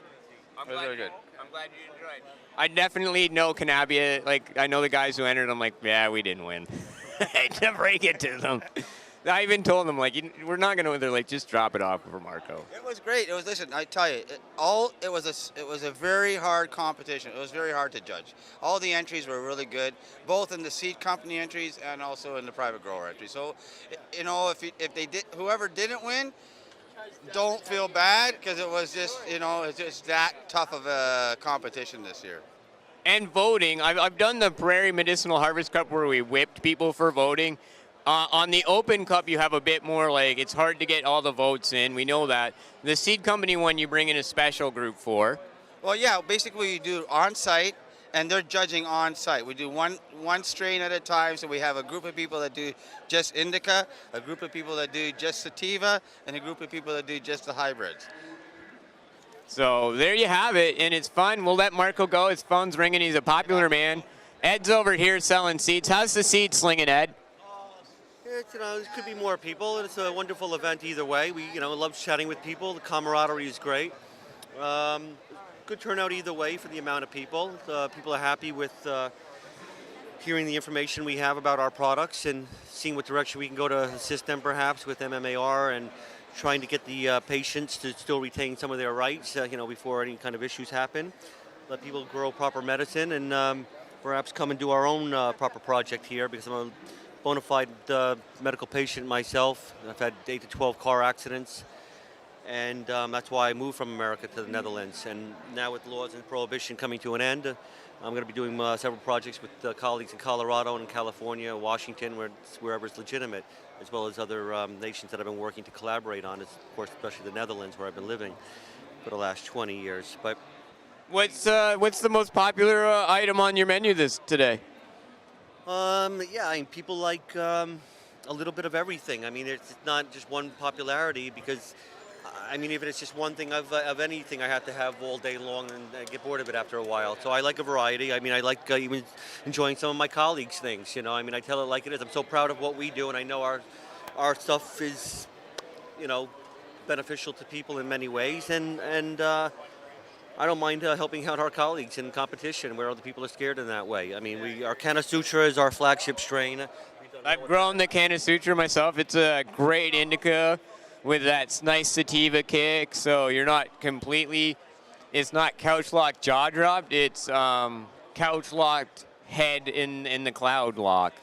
It's clear, it's uplifting. I mean, I like that. I mean, it's indica, and it does have a little bit more uplifting indicas in it. I mean, I want sometimes the late afternoon, I want to be able to more relax, couch potato kind of thing, but not like a potato, but just relax. And I like the indicas that relax me. And of course, I'm working all day, and I want to be clear-headed, uplifted, and motivated. And my sativas, like our Brainstorm Haze and our Fruit of the Gods, and our new one with the dog brains that we won the solventless Dabadoo, the original one with, we're quite proud of the varieties we have. Like I said, I've grown the Canna Sutra. I've grown Fruit of the Gods. They're both fantastic. I highly recommend people get them. As you said, they're their Starship. Double Kush looks real good by you. I think one of the nice things about the show is you do get to meet people behind the computer, or you get to meet people who are experts at what they do. I totally agree with you. I mean, that's why I do the expos. It's not about coming here to try to make money. It's trying to make proper, relationships, proper friends. Like I tell people, join the D9 fam. It's not about a, blah, blah, blah army. We're not looking to, hashtag ourselves that way. We want to have a proper family. We want to help people. We want to bring things up that way. And that's how I, raise my children, basically. It's proper values, ethics, loyalty, and trust. And our industry really needs that. And that's why I want to be a part of that. And that sense of the way, not like a watchdog, but as far as working with mutual-minded colleagues that, believe in the same organic, beneficial bacteria kind of growing methods and, organic compost teas and blah, blah, blah in that direction with the growing. How to handle a garden. How clean are your rooms? Do you mix your hard drugs and alcohol and tobacco when you're a cannabis person? I have issues with these, and I think they need to be confronted and called out in a way. And that's just how I am as somebody that likes to speak my mind sometimes. Love you guys. All righty, buddy. We'll let you get back to work. Again, Delta 9 Labs. If you don't see them at a trade show, get them online. And as I say, it's a good product, really good product. Highly recommend people grow them. So Here's our final screenshot for you if you want to end the screenshot that way. That's how we roll NorCal style. definitely, that's. Thank you for coming by, guys. Really. Hey, you're welcome. The dope chef. Hey, how are ya? Good, man. Good. See, we're just gonna keep wandering and meeting some people. Well, this is our book, The Kitchen. It's basically 2 years in the life of our garden. We got 20 different strains that are illustrated. It's all my photographs. It's a hardcover book, by the way, and it's large. You can, even if you don't think about it, yeah, you can roll on this. He will not be offended. Absolutely not. I mean, the book is basically our love letter to cannabis. It basically expresses our passion for the plant, which people, once they see it, hopefully it'll open their eyes even more. It's also hardcover, too. My book's soft cover, so quite a difference. So Yes, but, your book is excellent. It's a great book. It's looking nice. So It's available on Amazon. You can search for Uptown Grow Lab. Also go to our website, www.uptowngrowlab.net. If you use the promo code 420, you get a $10 discount. promo code 420 for the $10 discount. You heard it here first on Dope Chef. Thanks, Jay. You're welcome. Dope Chef guys. Yeah, we're figuring things out, It's a process. It is a process. Nice thing about being doing the book signing and being the cannabis champ guy is people bring in different cannabis, and we've been brought the K Farms. People have been saying real nice things about the K Farms from the Peace Naturals. And it smells fantastic. It looks phenomenal. Get in there, get a good look.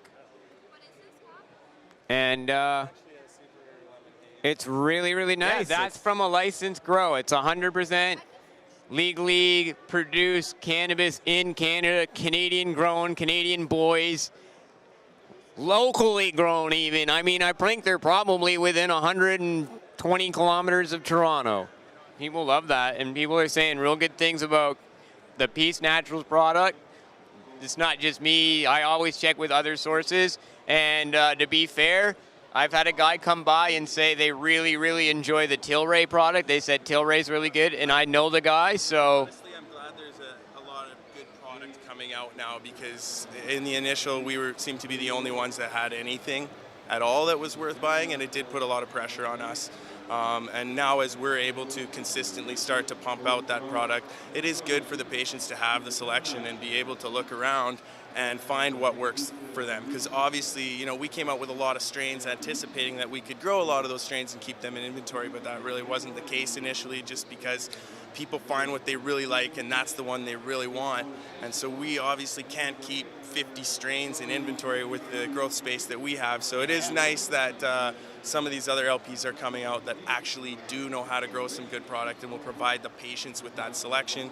And sure, so the patients, you know, the good thing about a commercial system is they can shop around and you can try different things and find, again, what's going to work for you. Because anybody that knows anything about medical cannabis, we know it's not one size fits all. It's not a blanket prescription is going to actually make everyone better. Different strains do have different effects based on the metabolites, the terpenes, and the profiles that they have. So yeah, it's a good thing that we're able to grow good product in a legal fashion and get it out there for the patients. As I said, it's really good. And speaking of, one of the ones that a fellow came by and said Metrum was poop.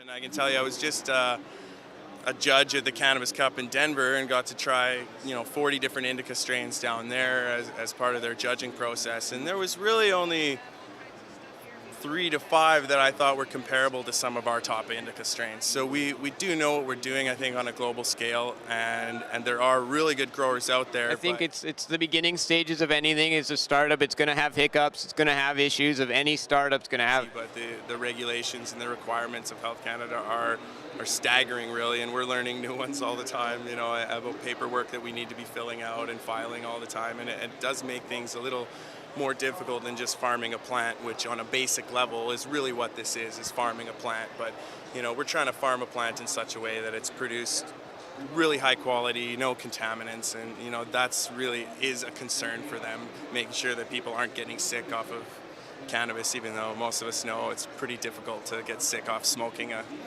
dried plant. It's true. It's 100% true. It's a weird thing. And to put stuff in, we'll end it on. It's an interesting thing. I saw a General Motors announcement that they anticipate 50 product recalls this year. That's right. General Motors will be recalling 50 of their lines this year. And I think people need to keep that in perspective. Why I think media get really interested in the story is, hey, it's marijuana. Oh my God, it's a great story, and marijuana sells. People need to understand marijuana sells. It sells paper. It sells, it sells. People read about marijuana, watch videos, do all kinds of stuff. They don't get it. And so what it should be normal in anything is like, it's a bit of, every industry goes through it.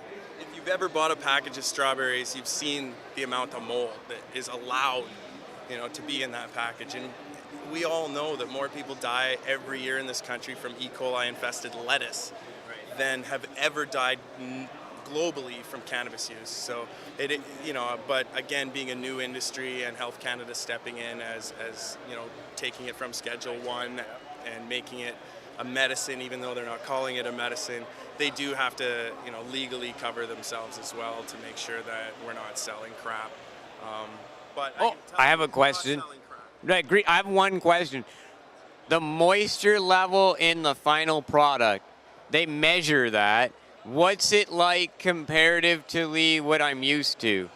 This is, again, one of the problems I find with their regulations on what we're supposed to test for, because they're calling this a dried product. And when we initially dried some of our product down to less than 5% moisture, everybody complained, too dry, too dry, too dry. And when you actually look at dried product standards in most of the pharmacopoeias, that's less than 4%. Is dried, and we're at 8 to 12% moisture for most of these. So they're a semi-dried product, and to hold them to dried product standards, obviously there's more microbials still living in a live plant than once you've fully dried it. So again, this is where we need to start looking at the regulations that they've set out and that the pharmacopoeias have set out, and start to develop an accurate testing method for cannabis. Is it really a dried product, or is it a semi-mostly dried product, and therefore have a different regulation set out for that? So again, it's a new industry. There's going to be a lot of changes, a lot of learning as we progress. And lobbying, I think on our end, I've been contemplating doing a patient group where us as patients will be like, listen, we want a semi-moist product or You know, we need something. When you try it, as you said, you try it solo, 5%. I don't want it, but if you're forced to do it by Health Canada, we need to all step in collectively and say, I'm sorry, this is not going to work. But this is clearly spot on. That's spot on. Spot on. That's proper. So yeah, recent tests on that are almost 25%. So I mean, you're talking 25% THC, I can smell it. So we really have started to standardize our techniques and figure out what works for each strain each time and get them into their maximum drug potential.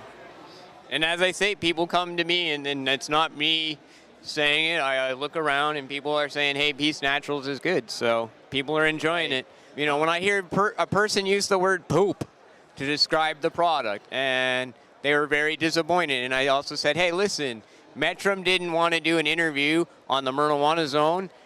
At least look at the companies that are doing interviews with us and judge it how you will. So Matt Myrna for the Dope Chef with our friends from the Peace Naturals Project. Thanks for having me. Oh, thank you. Look forward to filling a pill bottle for you. All right. Want me to sign you a book?